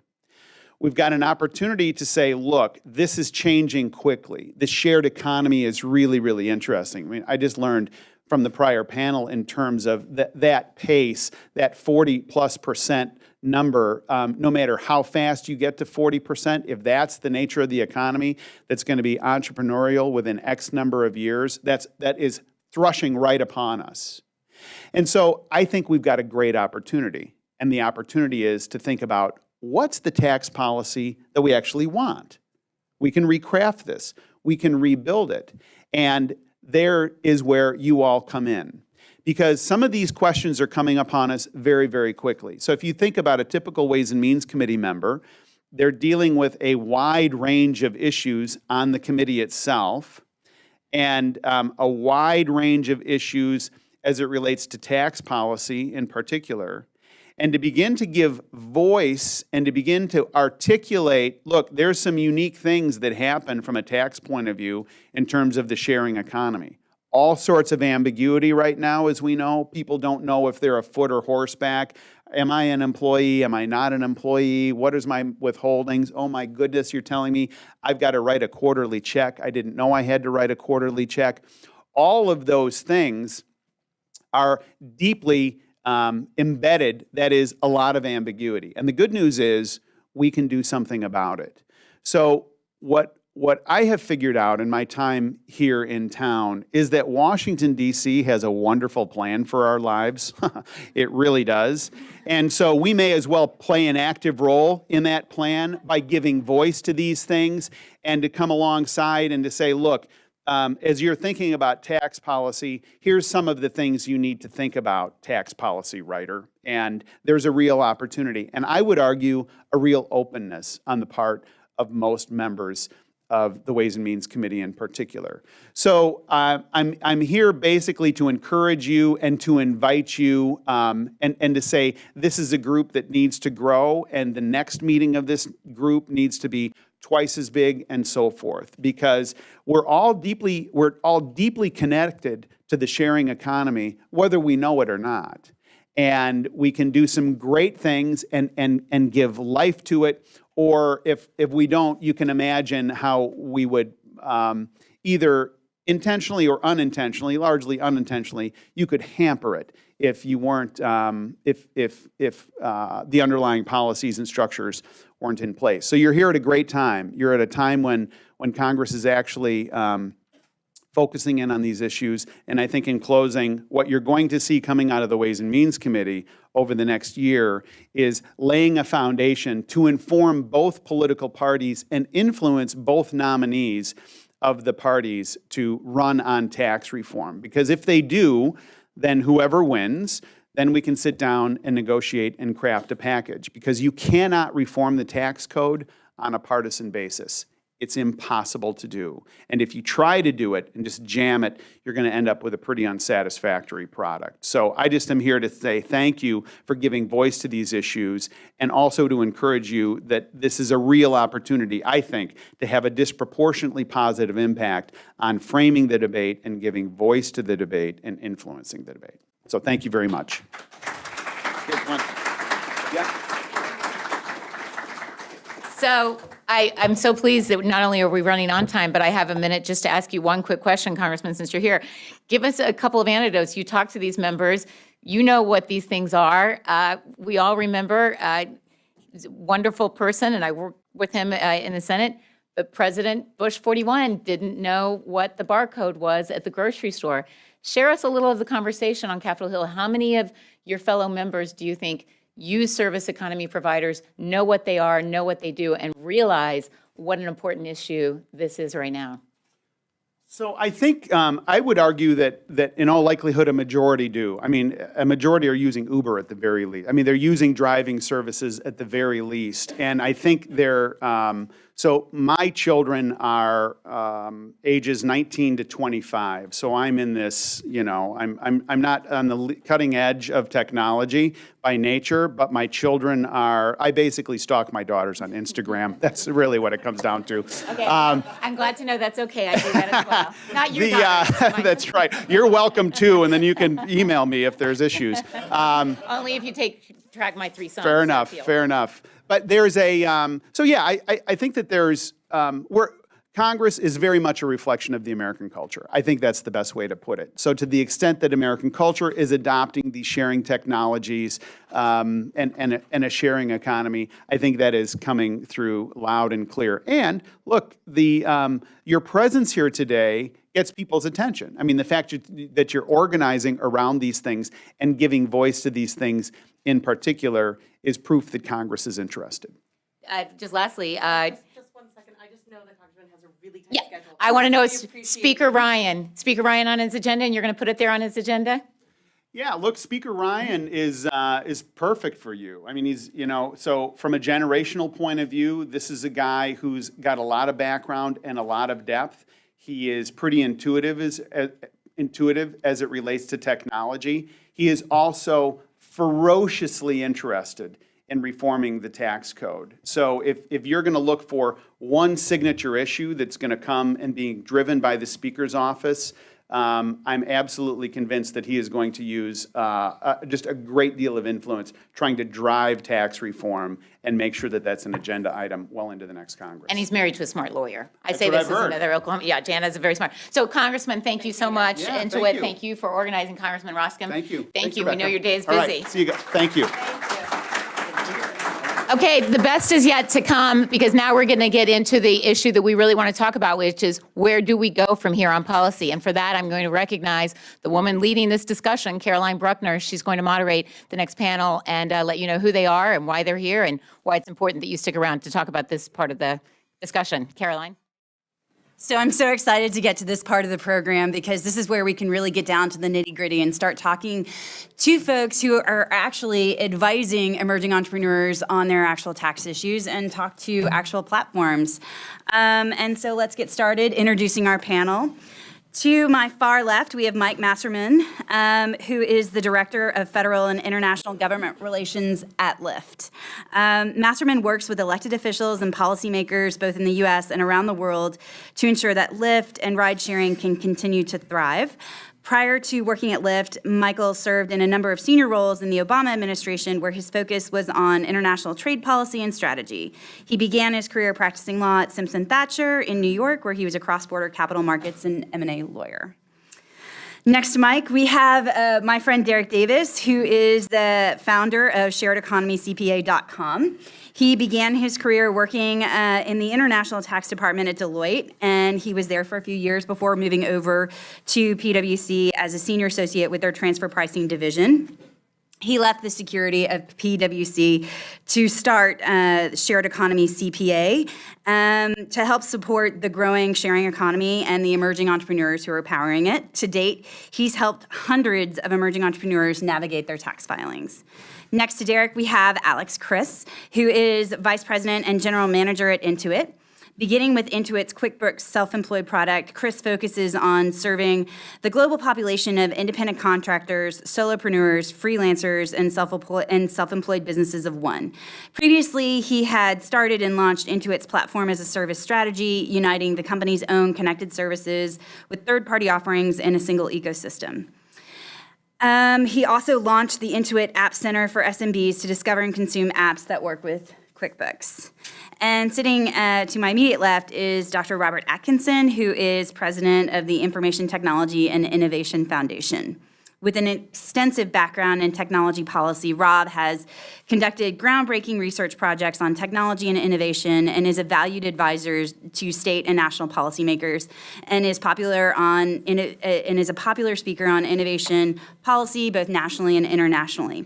Before founding ITIF, Rob was vice president of the Progressive Policy Institute and director of PPI's Technology and New Economy Project. He received his master's in urban and regional planning from the University of Oregon and was named a distinguished alumni in 2014.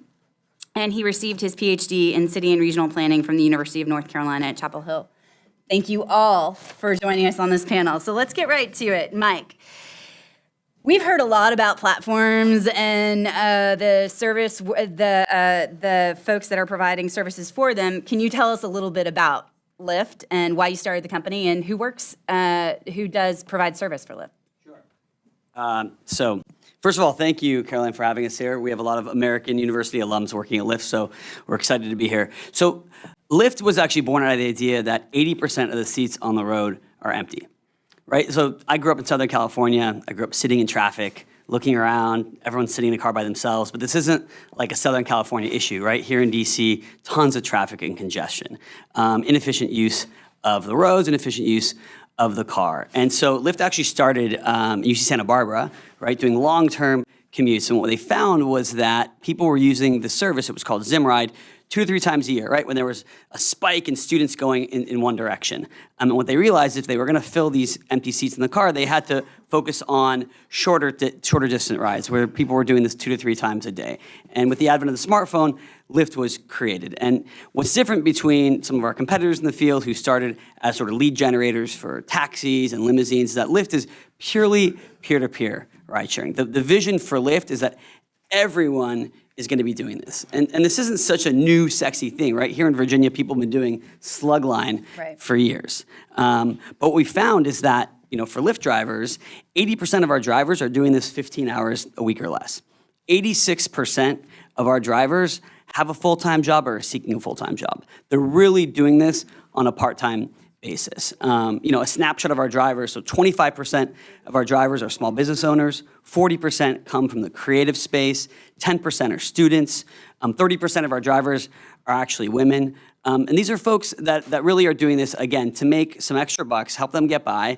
And also with Lyft, we have this community ethos. We encourage people to sit in the front seat, although you don't have to sit in the front seat. You don't have to fist bump.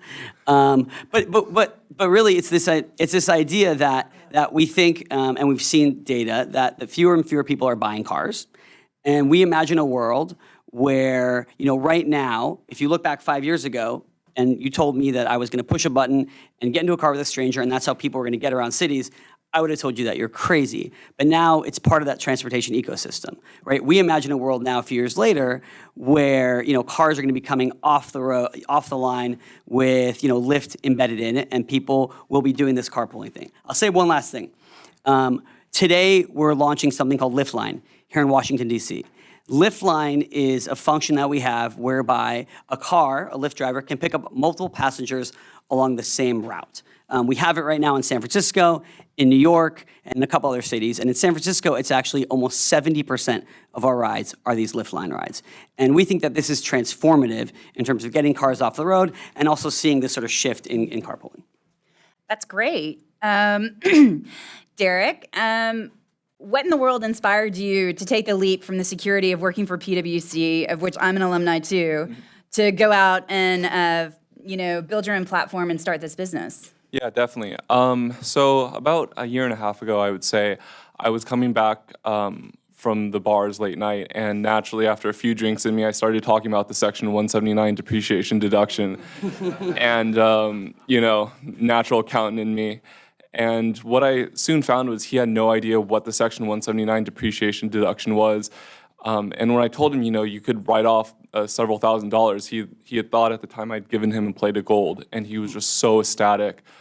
And the more and more I started talking to Lyft drivers, Airbnb hosts, Uber drivers as well, I just realized that there was a huge knowledge gap, and there was this growing on-demand economy that people had really no idea what was going on from a tax perspective. And from May until September, when I ultimately quit my job, I talked to as many people in the sharing economy as I could, and I realized that many of these people had no idea what to do from a tax perspective, and that's when I realized to quit my job and try to help this growing economy. So to follow up on that really quickly, Mike just told us that 86% of Lyft drivers have full-time jobs, and so they're accustomed to getting W-2 wage withholding. And it's been your experience that the folks that you advise, whether or not they have full-time jobs, they have little to no experience with their requirements for being a 1099 filer? Correct. And generally speaking, as a W-2 filer, you don't really have that many complex situations. Perhaps if you own your own home, you may itemize. But generally speaking, with the 1099 tax filing, they have a lot more requirements. And so, the knowledge gap there was pretty broad. So Alex, you have a lot of experience with this, with your customer base. And can you tell us a little bit about the self-employed small business owners that you see using Intuit's products, and who are they? And then I definitely want to get into, are their numbers growing, all that kind of stuff. Sure. So, when we take a look at this segment, you actually pull back to 1989, in which 6% of the U.S. employment was self-employed. Today, our numbers show it's grown to 34%, and we think it's going to grow to 40+% in the next few years. That's a massive shift on its own, but if you think about what the sharing economy has done now, is it's made it even easier for an entrepreneur to come in. I mean, you've heard the platforms having this sense that anyone could now be a rideshare driver. That's amazing. That's lowered the bar of entrepreneurship. That's allowed anyone to be able to create multiple sources of income to make themselves whole. The difference is, as soon as you do one of those things and now you have a 1099, all of your requirements change. The ease of that W-2, we know that with TurboTax, we have a product where you can take a snapshot of your W-2 and your taxes are basically done. If you're a 1099 person, it's not. You have a significant amount of work ahead of you. And it's one of the reasons we created the app QuickBooks Self-Employed, which allows you to bring in all of your transactions from your accounts and start marking them as business or personal and start building your Schedule C, thinking about the dollars that you can bring back and make it much easier. Last point on this, most folks that are going into this have not mentally said, I'm going to be a small business, even though the tax code says you are now a small business. They come in saying, I just need to earn a little extra money. And yet they now have quarterly tax requirements, a new Schedule C requirement, things that they didn't even realize until tax time comes and hits them. Interesting. So, Rob, from a more macro level, you've studied technology issues for decades. Can you tell us a little bit about the trends that you're seeing in this space? Because there is somewhat of a debate out there as to whether or not this is a trend or a phase or what have you. Yeah, so I think there's a couple of things happening in the economy that are related to this. On the one hand, what you're seeing is IT enabling scale, and why are there fewer? There are more individuals doing this, but there are fewer startups that are emerging, and the question is why? And I think part of that is because IT enables scale, and so 40 years ago, there were thousands and tens of thousands of individual sole proprietor hardware stores. Today, there aren't. And that's because we all go to Home Depot. There were lots of bookstores. There were lots of travel agencies. There were lots of sole travel, all these things. So at one level, we're seeing, if you will, the corporatization of the economy, which in a lot of ways is great. These companies, frankly, are a lot more productive than the small companies they replace, which is why they replace them. But at the same time, you're seeing technology do this other thing, which is enabling individuals to have more direct relationship with customers or through platforms to be able to get that connection. So I think at one level, we're going to see this sort of maybe bifurcation of the economy. We're going to see more corporatization of things. But at the same time, we're going to see more individuals being able to use technology, whether it's at Etsy or Lyft or all these other kinds of things, to be able to either supplement income or do it full time. So following up on that note, Mike, you indicated in your opening comments that 86% of Lyft drivers have full-time jobs and pick this up on the side. Do the folks that you see coming in to drive for Lyft or using the platform, do those folks consider themselves small business owners as contrasted to the 25% of your drivers that are already existing small business owners? I think that they consider themselves emerging entrepreneurs, like you guys said. And the status actually shows 86% are full-time or they're seeking full-time employment, right? So they're doing this very much on a part-time basis, but what we know about them is that they love the flexibility, right? They love the fact that, they've got another job, and after their job, they can turn on the Lyft app and drive for Lyft for a few hours, make a couple extra bucks. And that flexibility is absolutely critical for them. But look, I mean, for those who are new entrepreneurs on the tax side of things, yeah, it's confusing, right? They have water and gum, and there's gas expenses, and there's different bills that they're paying. And so for us at Lyft, as we're onboarding folks, what we try to do is educate them about what it means to be this new entrepreneur. And that's why, for us, actually, we have a partnership with Intuit, and it's absolutely critical for us because it's important for them to understand what their tax filing obligations are. And beyond that, I mean, at Lyft, we also, we have a partnership with eHealth to be able to help them with their healthcare. We have a partnership with Shell to help them with gas and Verizon. And we have a thing called Express Pay, to help them get paid as soon as possible. But at the end of the day, these are folks who, again, are doing this very much on a part-time basis, and they're different. In San Francisco, they're tech entrepreneurs. In LA, there's a lot of actors. And again, it's that flexibility that they absolutely love. In DC, I can tell you from personal experience, it's a lot of students. Yeah, it's a lot of students. And actually, the other day, a friend of mine was in a car with someone who was a former translator in Afghanistan who had come here and was using Lyft to sort of get his feet on the ground. So yeah, it's different in different cities.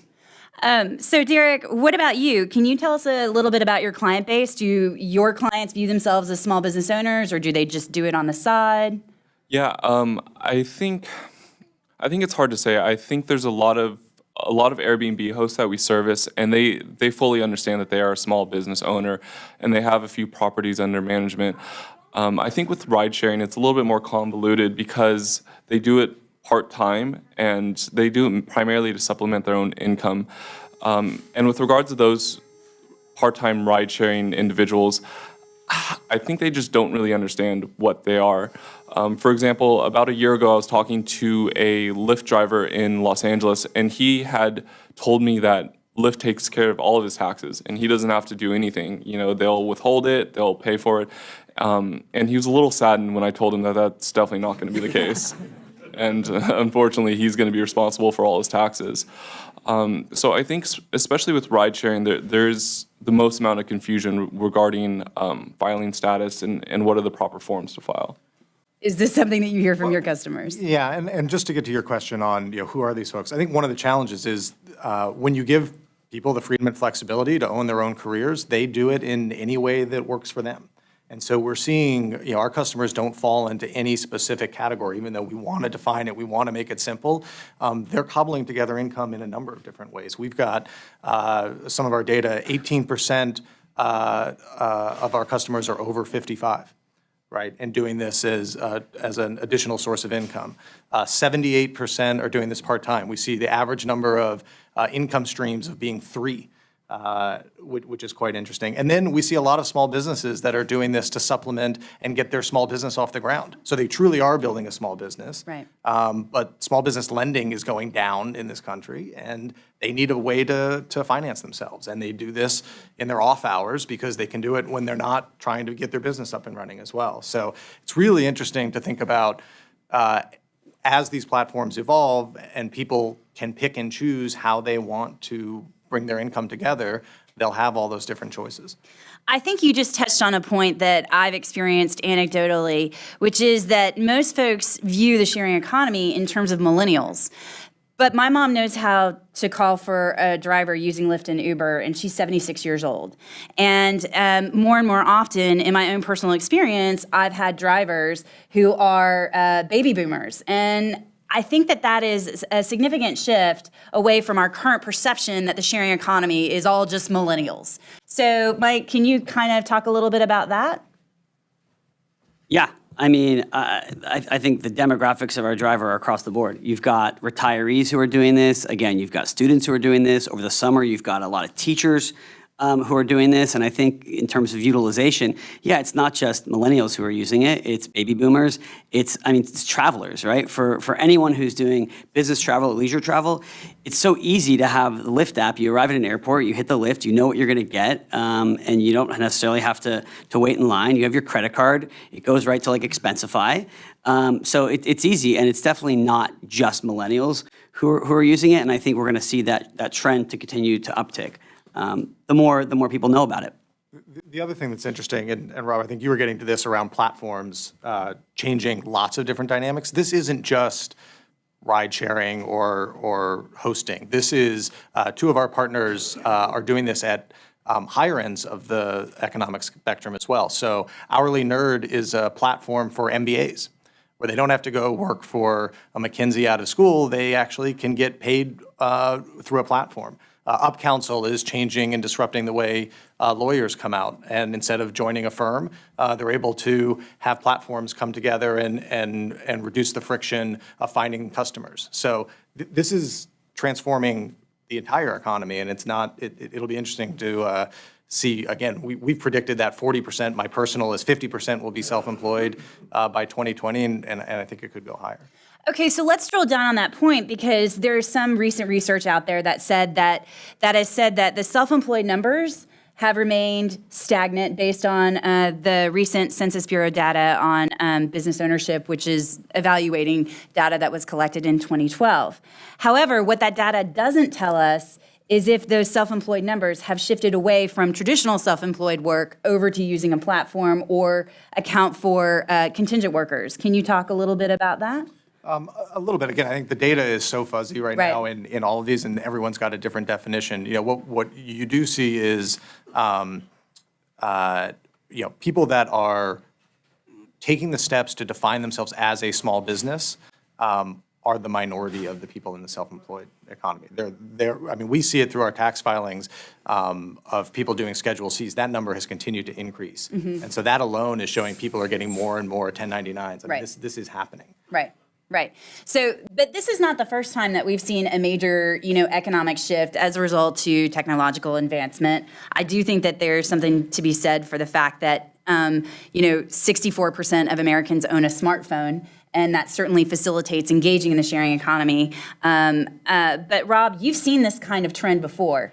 Is there something different about the sharing economy specifically as opposed to the development of the internet?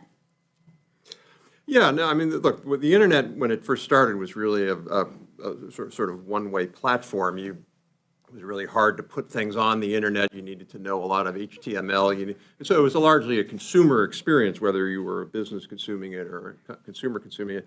And then with Web 2.0 and now the sharing economy, basically everybody can. It's easy for somebody to participate on that because these platforms are built for them, and then they can interact. And it's easy for people to use their phone to become customers. And I think that's what's different. I did want to talk a little, actually, about the tax part of this, because I know it came up on the other panel, and I think that's an important part of this debate. And at least in our view, you can have a lot of different views about individual tax reform. We heard earlier somebody said that one of the speakers said it's the most important thing to do in tax reform. I actually 180 degrees disagree with that. I think corporate is by far the most important thing to do in corporate tax reform. There's debate about should you lower the rate. I think it's irrelevant to the sharing economy. There's a debate about should you simplify, and I think that's largely irrelevant to the sharing economy. You don't, in my view, you don't need simplification. What you need to be able to have a system whereby a company like Intuit can build partnerships with a whole set of players so that when you're in this situation, whether you're doing UpCounsel or whatever it is that you are doing, or Lyft or whatever these things are, you ought to be able to have access to not just the platform you're working on, but integrated into that or closely aligned with that, a tax platform. And that tax platform should be, like I know there are Lyft drivers who do other things. And so the ability to put all of that together in one way, in a seamless way, the ability, for example, to easily sign up for some kind of KEO or IRA or 403B plan, that should be something that should take 15 minutes. And it should be able to just press some buttons so that you can have your own retirement plan. The ability to have withholding, the ability, and I know you're doing that with the ability to do, this is a Schedule C expense, but this one's personal. That all really is easily done. I think the challenge, though, is around labor law, where you build a relationship too closely. You start providing these kinds of services. There's no reason why, and I think some companies are already, providing that as a benefit for working for my platform. You get to have this thing. Now, the problem with that is that labor law can interpret that as saying, now you're an employee. And that's really, I think that's the key question. We don't, not the key question, the key problem. We don't want that. What we want is we want to be able to build these dynamic partnerships. I also don't think, the other thing, I don't think we need education. Again, that's the great thing about software, is if every major platform company built a partnership with Intuit or whoever your competitors are in this space, just build a kind of partnership with that, then by definition, every single person who's in the platform economy will know about this, will have access to it. Whether they take advantage of it is a different question, but at that point, they choose not to out of willfulness, not out of ignorance. So Derek, you and I have talked a little bit about that with respect to the emerging entrepreneurs that you've advised. And you've told me that the folks that you talk to, they want to do the right thing, but they just don't have the knowledge or the education to do that. Do you think that by simply having more education, that's going to resolve those issues? Yeah, so let me draw this into a story. During this past tax season, we had a Lyft driver come to us, and we went through all of her expenses, and I kept trying to help her understand the right frame of reference. So how do you relate this back to your Lyft business? And after an hour of kind of working through the issues with her, at the very end, she realized, oh my gosh, my chiropractor, which I pay $125 a month to, that's because of my back problems from driving. And so, helping people, educate them and providing them with the right frame of reference for, how does this relate to my business and how can this be potentially deductible has been crucial when working with my clients and trying to help them make sure that they are paying the appropriate amount of tax. And so they come to you actually because they don't have that and that's the same reason why they would use a QuickBook product, I'm assuming. Yeah, and I think even with all the products and services that are currently available, they still don't provide a 1099 contractor with the right frame of reference and with the right kind of mindset on how to deduct things and what applies to them and their business. Yeah, education is absolutely a key component. I mean, people don't know, set aside quarterly taxes. There was a comment on earlier around how much should people be setting aside? When we talk to our customers and we ask them, you have to pay taxes, you're getting paid gross, you're going to have to pay taxes, yes. The average number that people are claiming that they have decided to set aside is 10%, right? I mean, they just know that's wrong. And so helping people understand up front that you have new obligations, these are the things that you can expense, these are the things you're now responsible for, is absolutely going to help. But then you need the tools, you need the services, you need the integrations to be able to get there. I agree, and obviously as a software executive, we can solve a ton of things with technology. I don't want to take policy off the hook though, because there are certain things now that are still really, really painful for folks. The simplest example is you can take out your app and get a customer, right? I mean, that's really what these apps are doing is I can get a customer now, but I still have to keep a paper receipt for that gas expense, or I have to write down the mileage log. Even though there's a GPS, even though the app that we provide actually tracks GPS, has phenomenal coverage and does it for you, it's still unclear in the tax laws whether you really need to keep a written log or not, right? We just need to update things and move them into this century. So those are pretty simple recommendations. Mike, what do you think about the education question? Because I know that it's mired in all sorts of larger labor, insurance, consumer protection issues that we're not actually looking at with our research, but what do you think about the education issue? Yeah, look, I think education is key, and I think there's a few critical points here. I mean, first of all, this is much bigger than just the sharing economy. Right. You heard Senator Warner talk about that. What's tricky is that this is a sexy thing for media, and also how we move around a city is very personal, right? People feel very connected to their Uber and Lyft drivers. But again, much bigger than the sharing economy. I think second, we do need much better data, right? And we're supportive of having more data from Census and BLS and Intuit, and Alan Kruger's looking at this. I think education is absolutely critical. And that's why, we have these partnerships with Intuit. We have constant communication with drivers. And for us, we also think that there's going to be a shift where we're going to see more sort of platform providers coming into this space. People like Stride Health and Hears and others, I think, are going to be coming out with products. And it's going to be up to us to, again, educate our drivers, and frankly, it's going to be up to a lot of other folks who are engaging with independent contractors to educate people about all these different options and opportunities. It's funny that you say that, because when I was talking about my research to a staffer on the Joint Tax Committee, I was telling her about all these tax challenges that emerging entrepreneurs face, and she looked at me and she goes, "But isn't there an app for that?" And I said, there will be, because at some point there will be a commercial solution for those types of issues.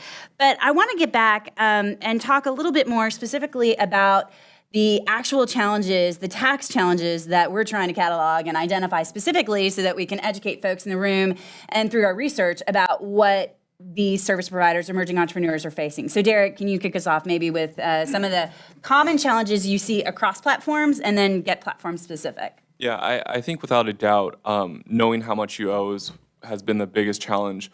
The thing with setting aside a lump sum off each deposit per se from the platforms is that it doesn't account for expenses. And generally speaking, what we've seen, especially in ride sharing, is that rideshare drivers need these paychecks in gross. They generally can't afford to put aside very much money because they're living from deposit to deposit. To draw an anecdotal story, we had someone in the sharing economy come to us, and they had made approximately $70,000 in gross, and they had no idea that they had to owe tax on that, and they hadn't saved a single dollar. They had spent, every single dollar and every single deposit that was made into their account. And when I told them, I did some rough calculations. It was, in the several thousands, maybe around 7 to 10. They nearly fainted. They were just so blown away by how much tax that they owed, and they had no idea what to do. They were just completely dumbfounded. So I think, knowing how much to put aside, that's also appropriate, and also allows them to cover their living and day-to-day expenses is really key. Okay, so that's a big issue. Mike, do you hear commonalities among your drivers about the challenges that they have in this regard? I mean, a little bit, yeah.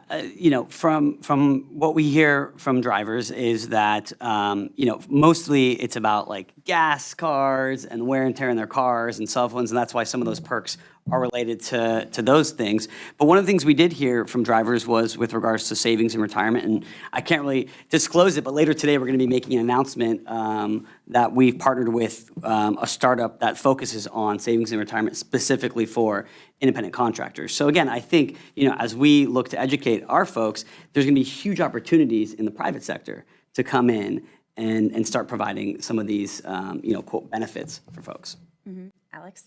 Yes, I think what was described is cash flow issues, right? If you're getting paid a gross amount on a weekly basis, some of that has to come out for taxes, some of that has to come out for expenses. You have no idea how to calculate any of those, and yet your expense base, I mean, the way our society works is it's a very consistent expense base. You pay your lease every month, you have biweekly expenses, and you have income that can look like this. And so just trying to get a sense as to what is safe to spend on Friday at the bar. Like what money in this account of mine is actually mine and what needs to go somewhere else is a huge question that our customers have. So we're doing the best to be able to do that, and then work with different partners to do the right integrations. So we've done an integration with Stride Health. We're doing the integrations with others to be able to say, okay, now I can take the money that I think I have and pay for some of those core expenses or benefits that I would need. So Rob, these platforms are raising new policy questions, and you're a veteran on these types of issues. What changes would you like to see government make, specifically to tax laws or otherwise, that impact these emerging entrepreneurs? Yeah, so actually, I want to associate myself with Alex's comments, because I think really it's not like we need to change deductions and all withholding, all that stuff. I mean, those things are there for a reason. And technology can streamline that and can make it really easy. I think the key is to make sure that all of these tax policies are easily transferable over into the software era. And so, for example, I'd never heard of this before, the paper receipt nonsense. I mean, my God, you shouldn't even have to even, you ought to be in a world where you don't even ever worry about a receipt, you never see a receipt, because you're using the Shell credit card or whatever it is, the account, that automatically then goes into your Intuit account. You don't even see it. And that automatically gets reported to the IRS. I mean, that's the world we have to move to. And I think the key for tax reform is to identify every single barrier that gets in the way of that seamless transaction, and then get rid of the barrier. The other thing, too, it seems to me, I'm skeptical that people don't have money to pay for withholding, because eventually they have to pay. So by definition, they have the money to pay, or else they're going to jail. But I think the interesting thing would be, I don't know whether under tax law you can quote in the sort of behavioral economics term, nudge them and say, when you sign up for the Intuit product, we're automatically going to use an algorithm to figure out that we think what you need is 33%. We're going to take that out. Now, if you want to override it, you can do it. But I don't know, can you do that now? Yes. You can do that. You can nudge them and give them a preset. Part of it's visibility, but one of the things that the product will do, and that customers asked for, was, look, I don't even want it.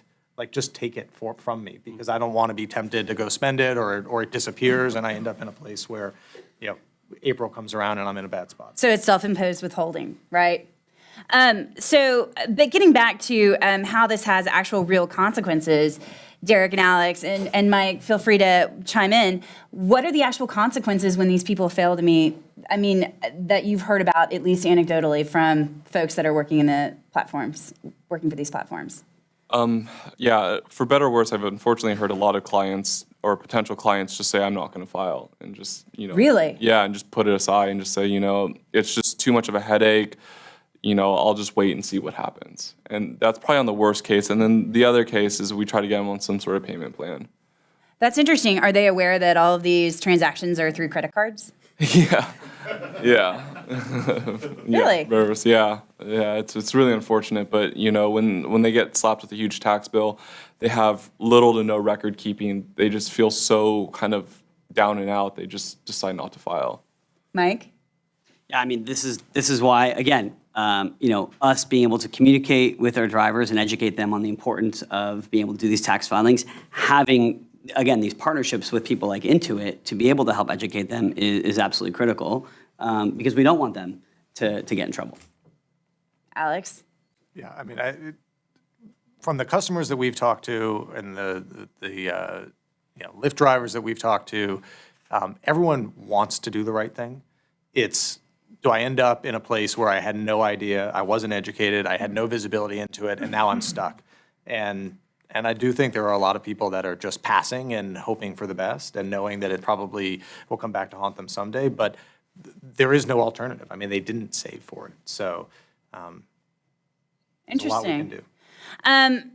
I also want to talk a little bit about, in closing up, because we're looking to wrap up in a little bit, I want to talk about a little bit about how you see projected growth, because there is this debate out there that, and there read news articles as recent as last week, that this is really, just a fad. So can you give us a little bit of your experience working with Lyft, Mike, about how you think this is going to be projected to grow? Yeah, look, I think, well, first of all, from Lyft's perspective, I've been there for a year and a half, and we've grown tremendously. Our president came out yesterday and said that we're now doing over 1 million rides a week. We have 40% of the transportation market share in a place like San Francisco. And so the growth has been tremendous. And, again, I think it's our vision, as fewer people are buying cars, that anyone who's on the road actually driving will be on some sort of Lyft-like platform, carpooling. We think that, the future is going to be us partnering with transit agencies. We actually just did a partnership with the Dallas Area Rapid Transit, where we're embedded in their app. 20% of the rides in San Francisco are now like first and last mile rides. So we think that the growth opportunity is tremendous. Again, I think we want to get better data on what that means for the broader economy. But just last week, we put out a set of principles with 36 other signatories about the importance of having flexibility. And it's not just in the sharing economy, it's this 1099 structure that allows for this kind of flexibility, but also the importance of people having access to benefits as this future of work shifts. So, this group, is coming together. We could envision a world where, similar to the conversations people had in the 2000s around the association health plans, where NFIB was pooling various things for small businesses, you can envision people doing that as this grows for independent contractors. And what if there was a world where these entrepreneurs, it was easy for these entrepreneurs to make these qualified contributions into a fund. So we hope there's a lot of growth. We think there's gonna be a lot of growth, but again, I think we do need much better data on it.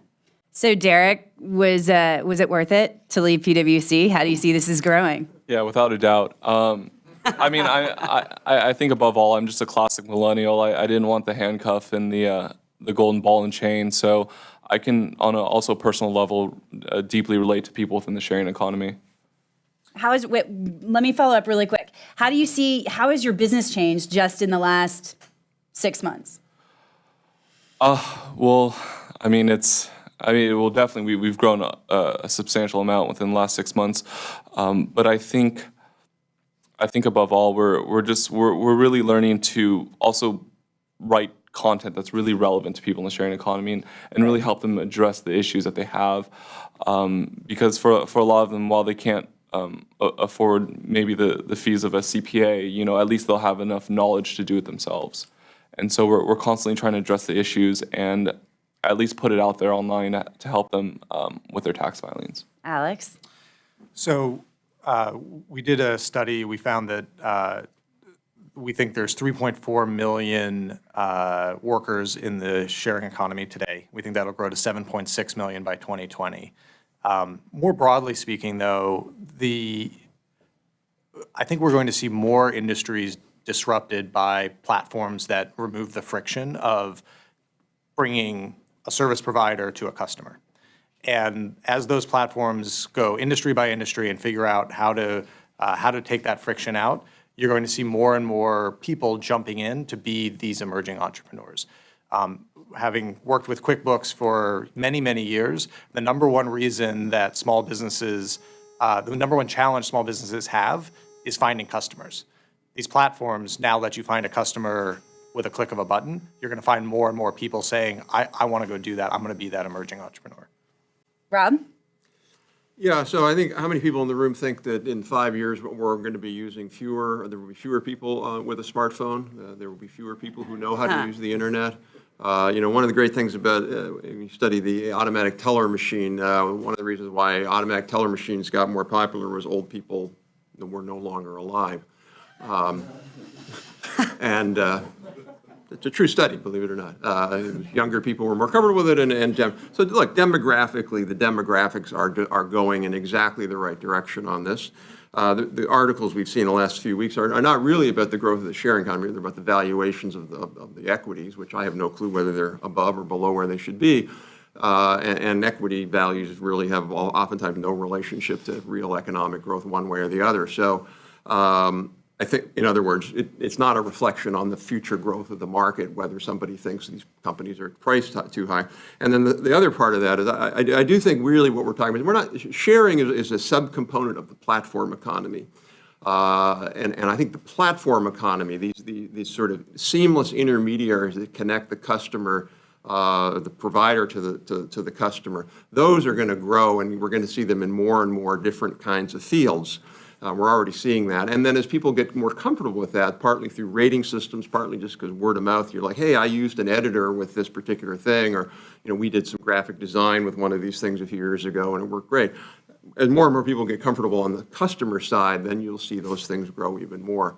So I think at some level, really, the natural sort of tipping, the natural peak or ceiling on this is just really sort of how many people want to do this. And right now, it doesn't appear that we're anywhere near that ceiling. Well, I think that's about all we have time for today. Thank you so much to our panelists, all of our panelists, for joining us. I thank you from the bottom of my heart. This is really important to the research that we're trying to put out.